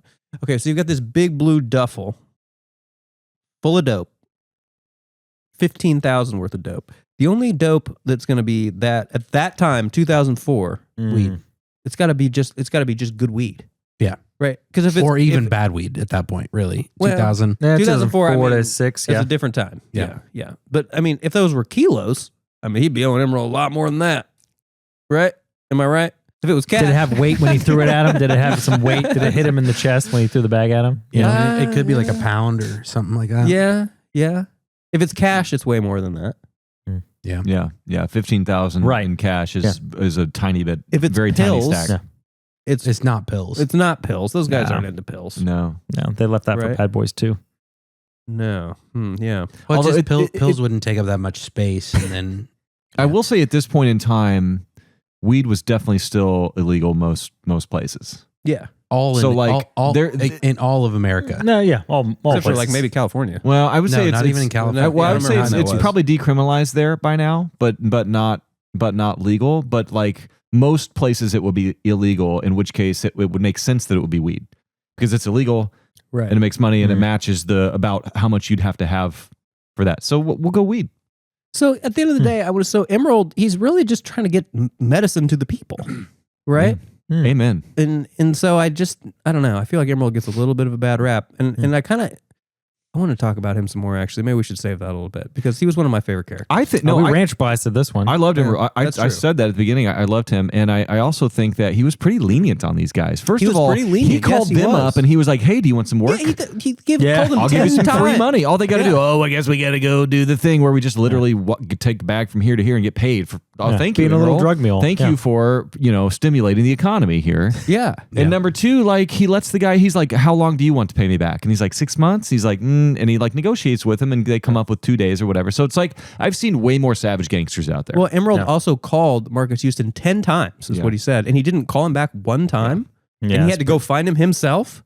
And then he almost got a little vulnerable in the Escalade. He's like, I don't trust anybody. Yeah, I know. I thought he could have been such a one-dimensional character, and he was. I mean, I guess they just skipped over that for the everything else in this movie. put it this way: most movies that are this type of a movie that would cast that character would just go all in on them being just like this crazy, person who's going to be a monster and kill you. Right? They didn't have to soften the edges. And it would almost seem counterintuitive or counterproductive to soften the edges because, you know, in a simpler movie, it's like this guy bad, this guy good. Yeah, insert John But Malkovich. here it's like would have you gone can- overboard. Yeah, exactly. Yeah, John Malkovich from Rounders or something. Yeah, there you go. But it's like here they sort of make this guy who seems like he could be a real guy. Yeah. Boy, was he a large man. He was too. pretty big. That's why he needed Escalade. You know? Was he Yeah, also well- in The Replacements? Is that the guy I was thinking of? He was like one of the offensive linemen. I just remember that. I mean, that would face. track. Yeah. He reminded me of Big Worm from Friday After Next, Yeah, but I know it was a kinda like different Big guy. Worm. All right. Cheese and bacon. Standard. Cheese and bacon. I want to talk Wade's hair. Which one's Wade? He's the sharp Well, hair guy. and here's something. Let's just get. This is going to be a kind of a deep, juicy hot pocket. Because I want to also just talk about. You guys realize there were 2 Wades in this movie. Oh, there were? Whoops. I couldn't tell you one single. But here's the character's weird name. thing, That's guys. Here's screenwriting the weird. 101. No. But here's the weird part about it. Let's think. I really want you guys to think about this. Okay. The one Wade is almost like they're the same guy, and they forgot to rename the characters. Damn it, I just thought of my new Marquee Because- Mess name. Well, it's never too late. One Wade or another. Oh, Wade That versus would've been Wade. good. Wade versus Wade. That would have been good, huh? Uh-huh. Keep going. It was worth interrupting you to say that. so first we started this all by talking about Wade's hair, the spike. The words I wrote. I wrote that Wade looked like and I'm talking about Wade, dance crew leader Wade, not Okay. Wade Robeson, MC of the final dance battle. Oh, that because he was already he was playing himself. Correct. Yes. Okay, that's Wade why there's 2 Robeson- Wades. That's why there's 2 Wades. Right. Okay. Got it. Now, isn't it funny though? They both have that same. They did have the same dumbass hairstyle. haircut. Yeah. They One is both bleached though, right? Well, yeah, Wade Robeson's was dark colored, but you're right, it's the same style. right. It was the same style. They're both named Wade. They Wade. both are like dance Dance aficionados. Anyways, doesn't that just seem weird? Have you guys ever met anyone named Wade? Yeah. And then there's one of you my have best, one of my one best guy. friends actually is He Wade. used to come play ultimate frisbee with us. Oh, jeez. Sorry. You guys, no, We're but 50% of this room just said only Wade. one. But Nick, in 42 years of yeah. life, only one. Yeah, same. you guys ever Actually, met he's my only Wade that I know. Yeah. Is, this, Oh, no, is it the same I'm- Wade? I have a definite. Does he have spiky weird hair? No, Okay. I have 2 Wades. I'm sorry. I have 2 Wait, Wades. wait a minute. You're rich and Wait a minute. You've got Wade. You've got Wades and spades, Yeah. my friend. Wade anomaly. I'm just Marquee Mess and just everyday life. just wading, Just waiting. wading through Wades. The Ben Ponish story. You guys have any friends named Daryl? I do. You know a Daryl? My grandpa's name is Daryl. You got okay. I know one. Yeah, one. Wade, Daryl. We've got it all covered. He's my one Daryl. contractor for most things. Anyway, I thought dance battle crew leader Wade kind of looked like the word I wrote. I don't even know if what I was. It was late. I wrote that he looked like a jaundiced porcupine. I get the. Yep. I get the. Oh my god. Anyway, all right. That was quite a hot pocket. Let's move on to a chicken vagina. How hot it was, Lil Kim. Vegeta. Hot. Pretty damn hot. Yeah. Hot enough to have a poster of her in my Like room. 10 out of 10. Oh dang. Are you guys serious right now? Lil Kim? Hold on. Are you? Yeah, Lil Kim. Have you guys seen? You just remember saw her Meet on the screen. Parents? Remember Meet the Parents? Yeah. Remember the son who's like the stoner guy? I think he has a Lil Kim poster in his room. Oh, That's I a bet he deep did. cut. Deep cut right I bet there. he did.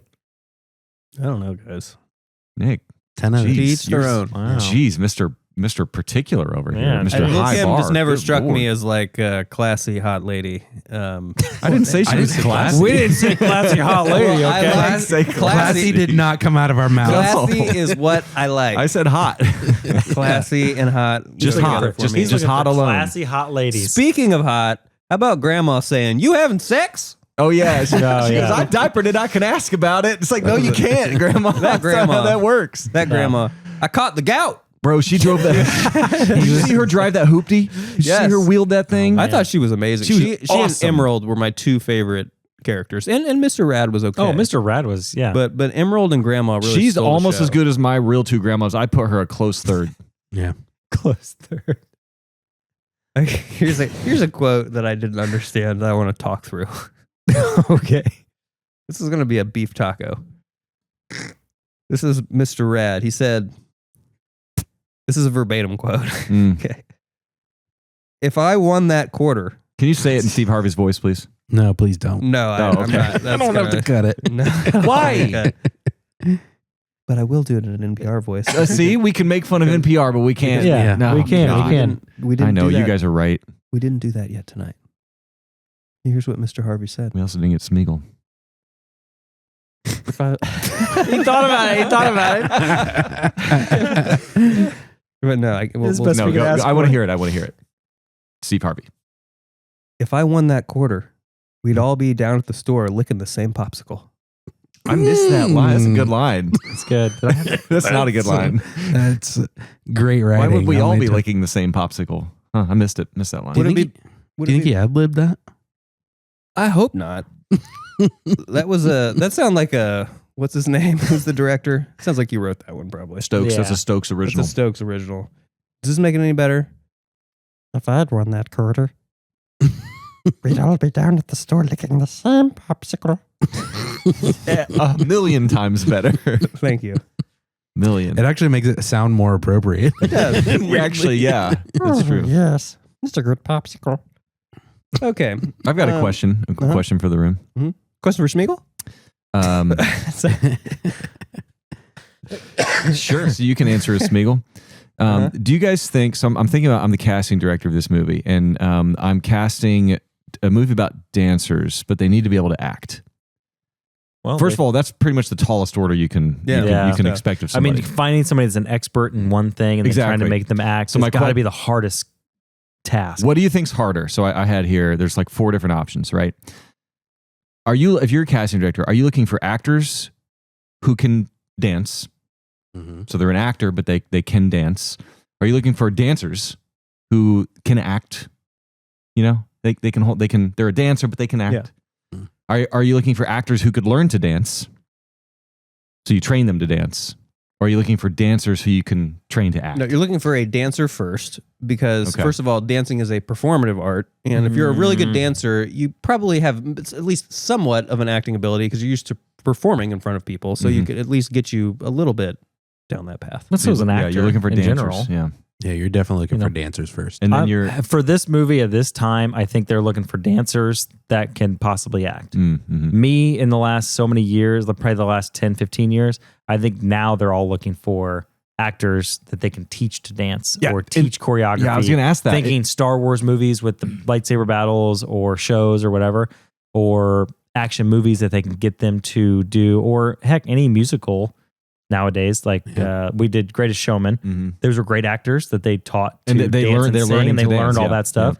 But this is such a specialized type of Channing dance. Tatum and Magic Mike. Yeah. Like they taught him to dance. Right. Well, actually. Well, no, he was an didn't exotic dance. dancer before. That's true. Yeah. I forgot about that. So watch out. Just kidding. How many times have you guys seen Magic Mike? -1. I don't know, probably 15, 20 times this week. No, Just one. just once. I've heard it's good. I haven't seen it. Well, Nobody's seen it's the Steven sequel? Soderbergh. I mean, you know, he The does. XXL I like a sequel? lot of his stuff. Nope. No. All right. Breakfast. Bacon, egg, and cheese. And this one's quick, but I just thought that was funny. They had that first $5,000 dance battle against Wade's crew. They had to hire armed security to watch over the $5,000. Yeah, Like, I of get it course. was 2004, but No. $5,000 is not enough money to warrant. I mean, you're I paying wish- that security that much money to. I wish I watch had over that armed money. guards at my poker games back then. it just seemed a little silly. That Yeah, they a little needed silly. to- I have a second money question. If they win, how much money do they get? At the end? It was At the end. 50,000. 50,000. 50,000. And a spot in the Lil Kim Right. music Priceless. video. Correct. Right. So he owed $15K to the dealer, Maybe it was more. I don't know. right? If they split it up, $50K between all whatever 8, 10 of them, he's not making enough money to even pay off the debt. But they're, then you they're forgot not. that all got shut down by Yeah, Rad, Mr. right. Rad. He I know, resolved the debt. I There's know, no more but debt. in his mind, But he he doesn't know this And yet. Mr. Rad was like, they had that joke in the stands where he's like, but they don't know that I paid off the debt. Ha, let them, dance let it him off. dance it off. Yeah. And so even in his mind, he thinks he's dancing for enough money to pay off the debt, even though it's not enough money to pay off the debt? Wait, is it because they were the whole? I'm sorry, the whole I'm really shitting on this. That's a great question. Really, no, yeah, go on. dude, question. I listen. I always welcome discourse about actual gripes with the movie or defenses about it. Or whatever. This is what we should be talking about because there's people out there screaming at their YouTube going, "Fuck this movie," and then they hear you say that and they're like, "Hell yeah!" But I will say this: remember how they were talking about? Don't think it was this battle, but it was maybe the one before where they're like. Definitely was earlier in the movie, but I wonder if that same thing went for this last battle, and that was like the people who put the money up are the ones that make it. Because remember, that's why that one guy was pissed because he's like, we're not getting any cut, but we're doing the work, and the other person's like, yeah, but you're not putting up any money, so it's not you're not investing anything. So I wonder if it's the same thing here. Like, are they not splitting it 10 ways? Are they only splitting it 2 ways? Or were they doing it? I talked to Ben about this. I was like, were they doing it like the team doing it to make up for his debts? Yeah, I think so. Because remember the one guy came out of retirement and he's like, "Are you kidding me? I wouldn't." It's like he came back from the other team that he sold him out to, and that $5,000. No, he's talking about Oscar. There's a guy that retired that didn't battle anymore, and he came back out to battle. Okay. So and it feels pro bono to me from him. Yeah. I mean, that would make more sense. Yeah. I guess Ben, have you ever had to dance your way out of debt? Clearly don't. Just that once. Just that once in college. It's not easy, man. I have several OnlyFans that you guys don't want to find. It's hard, man. I subbed to 2 of them. All right. Barbecue, beef, and cheese. What kind of cheese goes with barbecue? Cheese? No. Cheddar? I don't feel like cheese belongs with barbecue. I don't either, and yet here we are. Here we are. I don't know. Mac and cheese is good with barbecue. Yeah, that's true. Yeah. Mm-hmm. So we're all Indiana Pacers fans, right? Absolutely. Go Sirs. Indiana Pacers are doing quite well right now. I was there at Game 4 last week. Hopefully, by the time this episode comes out, they will be. This could be a terribly timed conversation to hear. No, in 2 of weeks. course not. It's not. Don't. No, we're Don't. Set. But we do need to talk about the Pacers a little bit because did y'all notice the Pacers jersey in this? Mm-hmm. No, missed it. You missed it. Yeah. I was too busy rewinding and looking at the 2-finger scene. Yeah, we know, Brian. Bro, I had to show it because you guys thought I was crazy. Yeah, we saw it all 9 times. We know you're crazy. Yeah. Like that, yeah. I'm glad you rewound it and made us watch it. Yeah, we saw it. We suggest you to rewind and watch and let us know who you. That's I will. the first time I feel like the movie has ever been interrupted. I feel like we can do that more I don't often. think we ever rewound. We've never rewound. Not it. one time have we We've broken never that stopped. precedent. Hot Not one Pocket. time. When did you've got tonight. when you've got ads, you're all thrown off. So you might as well Yeah, you're that's jumping fair. around. Yeah. Anyways, there was a Pacers jersey. He was on Wade's team, one of Wade's backup Oh, dancers. nice. Who was it? Well, it was Ben. 2004. I know who the number was. Now I will say I actually tried to like rewind a couple times and see, and the name on the back was always obscured by like a hood kind of. What number was it? Well, so I looked at it was number 23. Number 23 Ron from, Artest. from the. Oh, nice. That's not what ChatGPT told me. Well, in 2004, it was Ron Artest. But when they shot the film in 2003, Yeah. Mm. But he was on there from 2001. 1 to 5. look, I'm gonna be just honest with you. ChatGPT has been fucking up a lot. I believe It Ben. has. I believe Ben when it comes to Pacers. do you fans. think- I know, do and you- I'm gonna go with. Do you believe I- people are feeding I ChatGPT wrong answers to see if it'll spike it? in the wrong No, you direction? can't. Maybe. That's not possible. That's not how it works. I have a Ron Artest 23 jersey. Okay, So You can't change the language. I believe model. you. I know that the Malice in the at the Palace was in 2002. 2. And Oh, so this was like a statement jersey. yeah. I see. Yeah, it That's would've why been. he had it. So that even makes Because he was still more there sense. for Yeah. 2 more years after that. Yeah. Well, stupid ass ChatGPT. Sorry, ChatGPT. You're very smart, actually. Just We love you. yes, Sponsor. love our robot overlords. Told me it was Fred Jones. So I mean, Fred Jones was 23. Oh, yeah. But like in 2004, I doubt, because they're wearing Kobe, they're wearing Shaq. I saw Shaq, the O'Neal jersey. I love there was that Magic a bunch of jersey. Allen Iverson jerseys. It would make sense that it would be Ron Artest. Remember when Fred Jones in the slam dunk competition? yeah, he won. Yeah, he won. Yeah, he won it, Yeah. right? Yeah. Yeah. That was a good one. Totally. I mean, it could be a Fred Jones jersey. I don't. Well, Ben, we do like we said. We trust you. Hey, Fred Jones, Ron Artest, And you know either what? question's either answer's the right answer. And you know, kind of when I like freeze framed it and tried to look, it did barely look like an A. on the Okay. side. It looked like Yeah. more of an A than a J. I bet it was So our I bet test. it was Yeah. our test, and that just makes more sense. It Okay. does. It does at the time period for sure. Glad we figured that out. I'm gonna sleep much better tonight. Sick. Because Neesmith is currently 23. Yeah. Yeah. And You don't think they're going to retire that number? they're definitely not retiring that Not in number. fucking Indiana. They All right. Pizza Supreme. We've talked ad nauseum about what that includes. We won't go into the details. Why don't we just talk about flip phones for a second? Because there were a lot of them in this film, and this was actually kind of before the flip phone even had like kind of the, I don't even know what to call it, just the broader capabilities. Like it used to be like a flip phone used to be like play games, and like sometimes there was like a screen on the outside of the flip phone that like little- would color Tell you the ID, time and the like little text Indiglo message. one, the little blue glow one. Yeah. But this is like almost like before that. This was like kind of right before, or no, well, I guess right around that time. It probably had some of those gimmicks going on.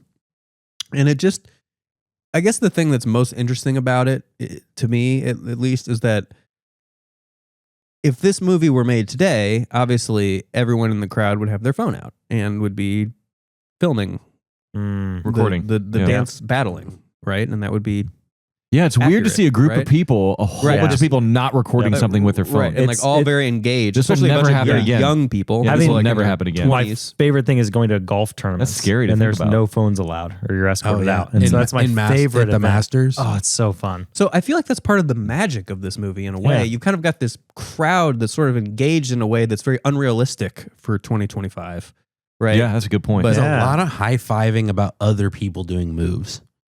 There you know what I is. mean? Like a lot of like, yeah, that was dope. That guy did. They're interacting themselves rather than trying to capture the moment. Yeah. So anyway, I like that. I was thinking about this. Tokyo Drift. Remember their cell phones there and how they were doing a live stream? yeah. From a flip We're phone, all which from a sounds flip like it would, phone. I think we looked it up and it was possible by a few years in Japan. So that came out in 2006. Yeah. This is in 2004.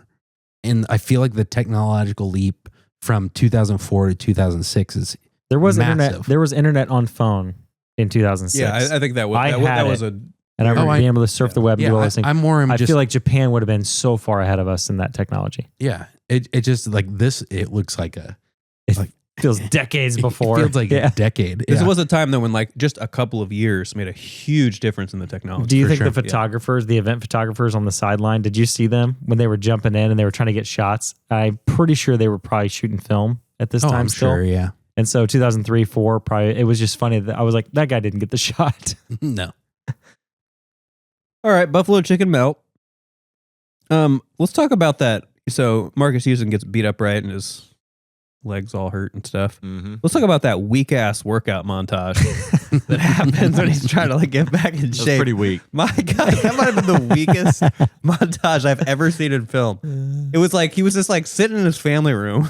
He's not even like at a gym, just like sitting down, Mhm. doing bicep curls with tens. Yep.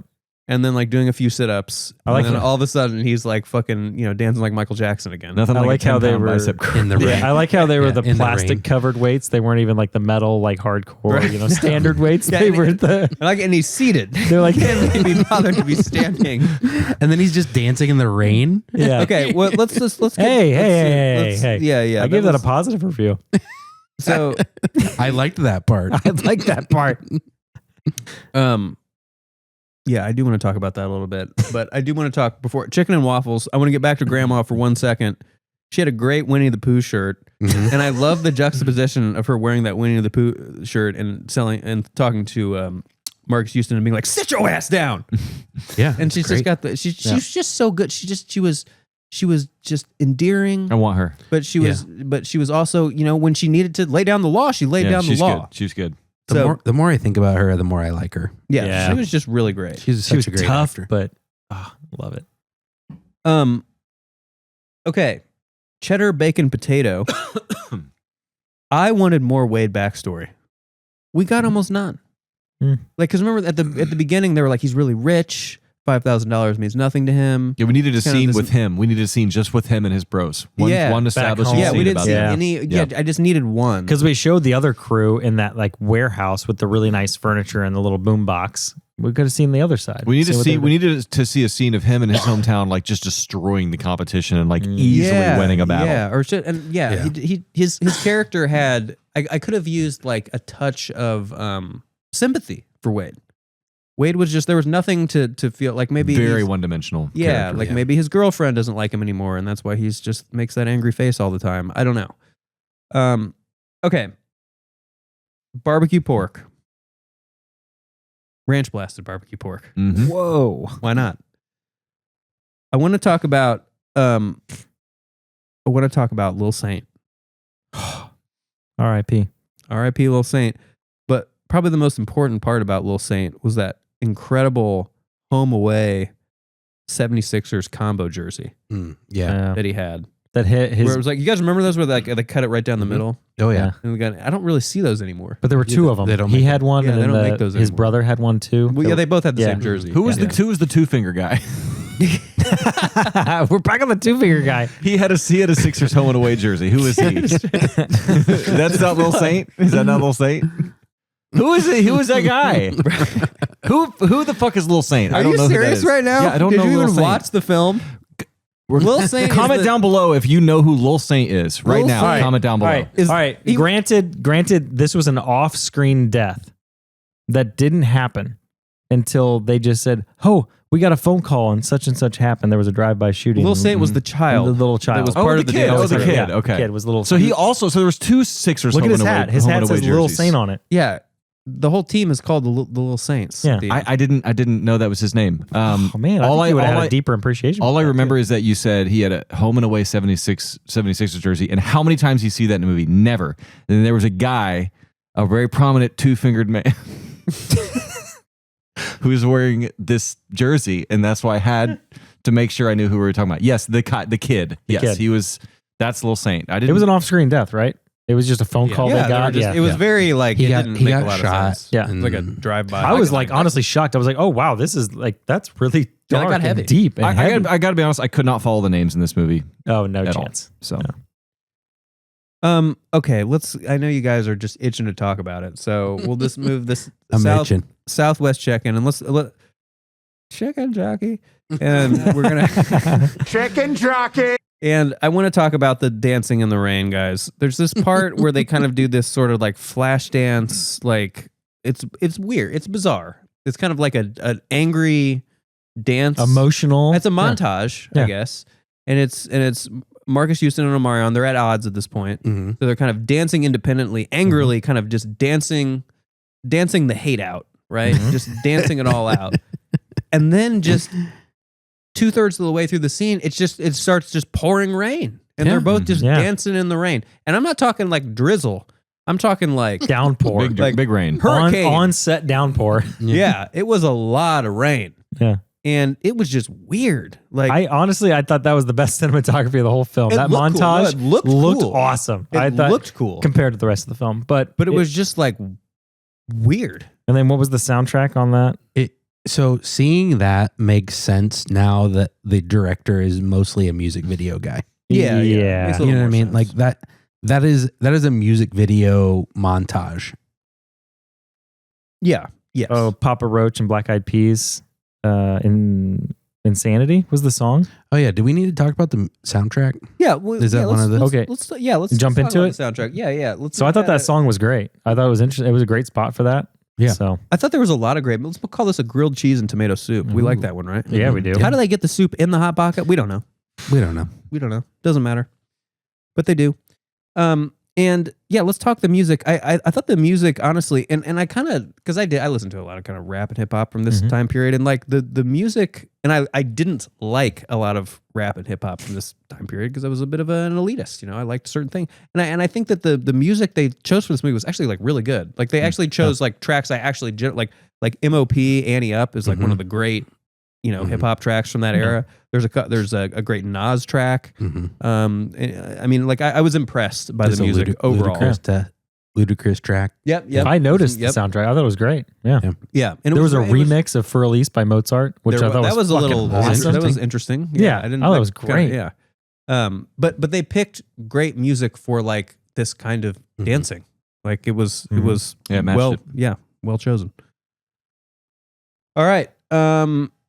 Spicy jalapeno chicken? Mm-hmm. Chicken jockey. I'm hungry. He said no.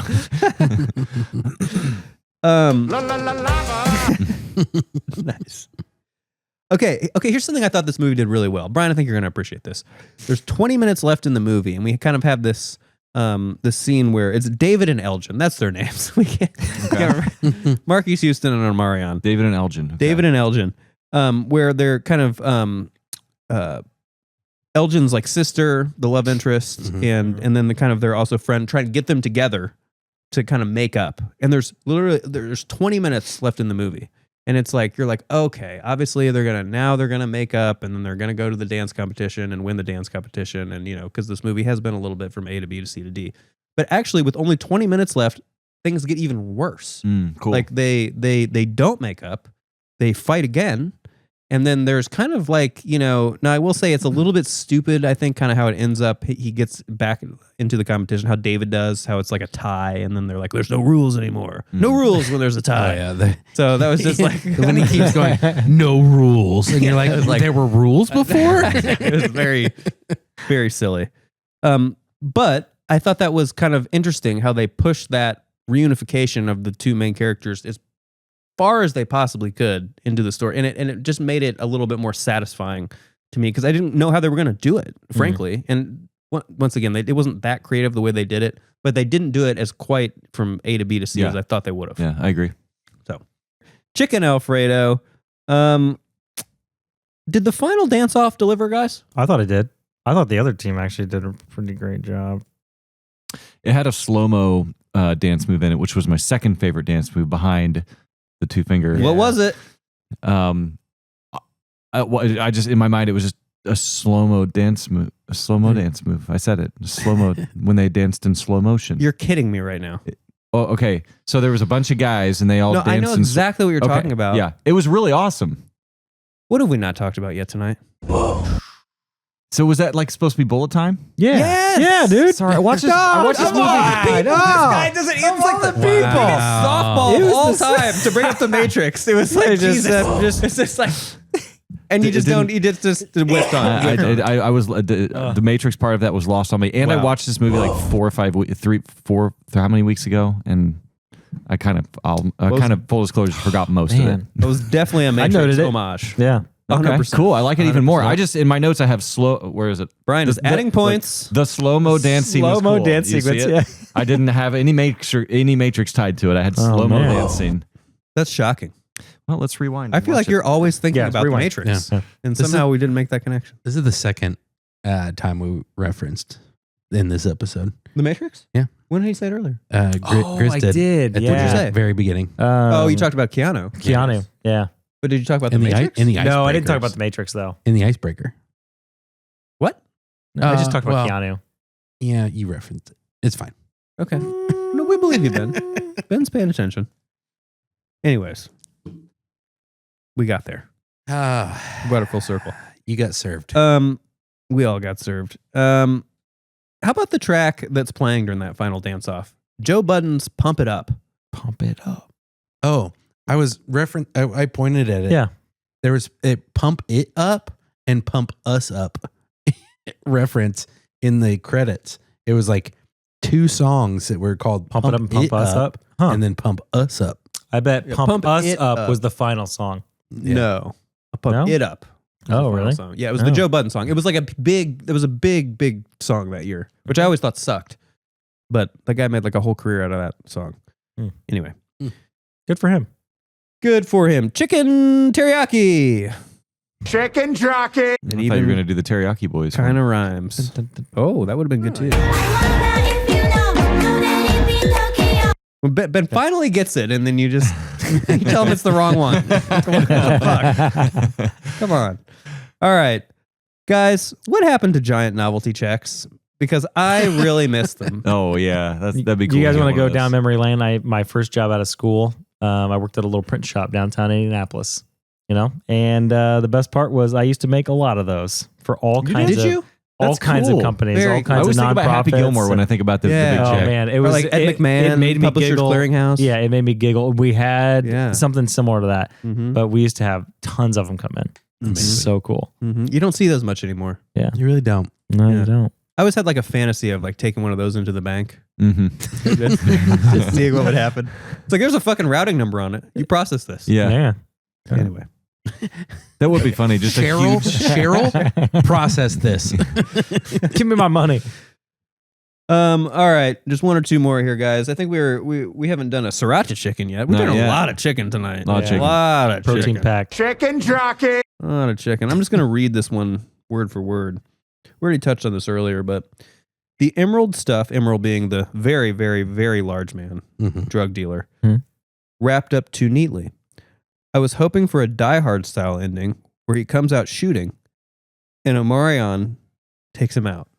Ooh, with a Like, dance wouldn't that have been move? cool? You guys remember Like the a end of Die fake Hard? guns.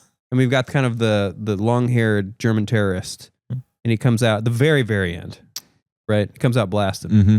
Kind of like the end of Dumb and Dumber, which kind of took something from Die Hard. What if Emerald comes out, guns blazing, okay. I do love when you rewrite movies like that and rewrite the end. Like, what if it ended this way? Like, That's my it's a good favorite, thought Nick. experiment because It's I never think about that. It was just tucked away. Sure, so, yeah, it you coulda know, and happened. so they could have Yeah. just tied him. That could have been a fun. This is something this movie did not have, which I did not like. Was like a final twist. It didn't I have a appreciate nice- that because I do look at that in films. I'm like, Yeah, they like, could have it's just always done good. this like little thing to like make it a little better twist or something. I think almost every great movie has at least some sort of little final twist in the last like 2 to 3 minutes. Yeah, we're not right? talking like plot twists. We're just No, talking like no. callback Yeah, yeah. or some Something. kind of a And I was- resolution or Yeah. And I was mad about that when or they a just reveal. yeah, reveal. Rad just gave it up in the audience or whatever. I was really hoping he would be in the background in the audience, like as like a presence to be like, yeah, I'm gonna get my money or you're gonna win. Yeah.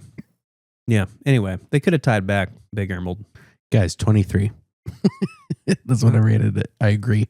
Oh, hey. Here we go. All right, I'm out of Hot Pockets, guys. Oh, I'm out of Hot Yeah. Pockets. Which means only one thing. Time for closing thoughts. overall, I wasn't expecting much from this film. It wasn't something that I watched. This is pre my high school days, so I probably missed it in that prime time. But it was fine, and there were funny moments. I think I laughed at it more than I enjoyed it. So I think that's hard for me to get into it. I can appreciate a lot of Brian's thoughts about the themes and the arcs. So I was watching The Matrix move, and I'm still not quite getting Matrix, but yeah. But overall, I think it was fine. I mean, for the people, I think it was just like that classic cult following that from that era, from that time, if they were into this genre, they probably loved it when they were kids, and they probably still think they loved it. And I just, it was just hard for me to watch. I don't know, it's tough. The acting was rough, but the dancing was really cool. Obviously, I think that was the thing that got me into it the most. So Yeah. I can appreciate it. This is what happens when you have a bunch of people who are not good at making movies make the best possible movie they can make. Oh, I like that. Nice. I like that. That feels right. Yeah. Mhm. Is that it? Yeah. That's your whole synopsis. Well, I've been talking the whole night. No, about that was this. sharp, man. That's It it. was just brief. That's it. I like Yeah. that. Just came to me. Poignant. Did you say it was pungent? Did you say that on purpose? Did you say poignant? Poignant. Because I thought you did that on Poignant. purpose. Yeah. I'm gonna start saying poignant. I like I that. said on purpose. All right, yeah. I don't know, guys. I think the way I said it earlier sums it up the best. Is just that, unironic and ironic joy from this film at the same time. It's the kind of movie that I watched 10 years ago on, fucking TNT or something and didn't turn it off, Mm-hmm. It's stupid. It's fluff and goofy and about dancing, which I don't know anything about. But at the same time, I just enjoy this movie. It's just a stupid, simple, guilty pleasure thing. I don't know. Anyway, so if you like dancing, if you're like really into like dancing and hip hop, like this would be a great movie for you. I was about to say, Yeah. if I gave this a 64 and know nothing about dancing or hip hop or anything like that, then imagine if I knew about Yeah. that stuff. Like, there's probably all kind of subtle stuff happening here that none of us are seeing. Totally. With There's- how they're approaching the dances and the choreography of it and what you're supposed to do in a typical dance off. I'm sure all that stuff's. But you shouldn't have to know that stuff to appreciate the movie. Right, And I and think that they knew that, which was nice. Here's the last thing I'll say that I think this is actually a really important point that I hadn't really brought up at all yet. I think the thing that really makes this movie for me is the energy. Yeah. And I think you touched on that a little bit earlier. Yeah. But like this movie has especially the dance scenes, especially the opening and closing dance scenes, which should be the best. They're electric. There really is just a lot of energy. Feel that you can't help but just nod to the music and just kind of admire the athleticism and the creativity that's happening with all this dancing. It's pretty cool, and it holds up pretty well. I think in both of those later. scenes that you're talking about, you never get the classic scene where you have somebody sits down and they give all the exposition. They're like, all right, so in a dance battle, you've got this guy does this, and then this guy does this. True. You need to be ready when this guy does this. You got to do that. They never do that. They just get right into it. They don't need to, and I appreciate that because I don't really need or care to know about how dancing works. So. Yeah, totally. Yeah, not a bad movie as far as I'm concerned. So, all right, we're gonna do another one. This was 59. It's going to be 60. It's Brian's choice. He did bring up Captain Ron, but he might be pulling an audible. Is he going to do it? We are going to do a movie that we have referenced tonight, and it ain't Captain Ron. Whoa. Okay. The Matrix. Paul Blart, Mark Clip. We are finally going to do a movie in the epic world of Neo and Trinity and Morpheus. We're going to do The Matrix Revolutions. Oh, no. What? Matrix Revolutions. Haven't watched the this third movie in the 3-movie series called The Matrix. Whoa. So you have... What? Nick's not happy about that. I didn't know that was on the list. Yeah. We're doing the third one. Oh, it's been on the list from day one. Oh, man. Yeah. I'm kind of hyped. You know what? I haven't watched this in a long There's time. going to be a lot of good conversation around it. Brian, Yeah. I've been itching to shit on a movie.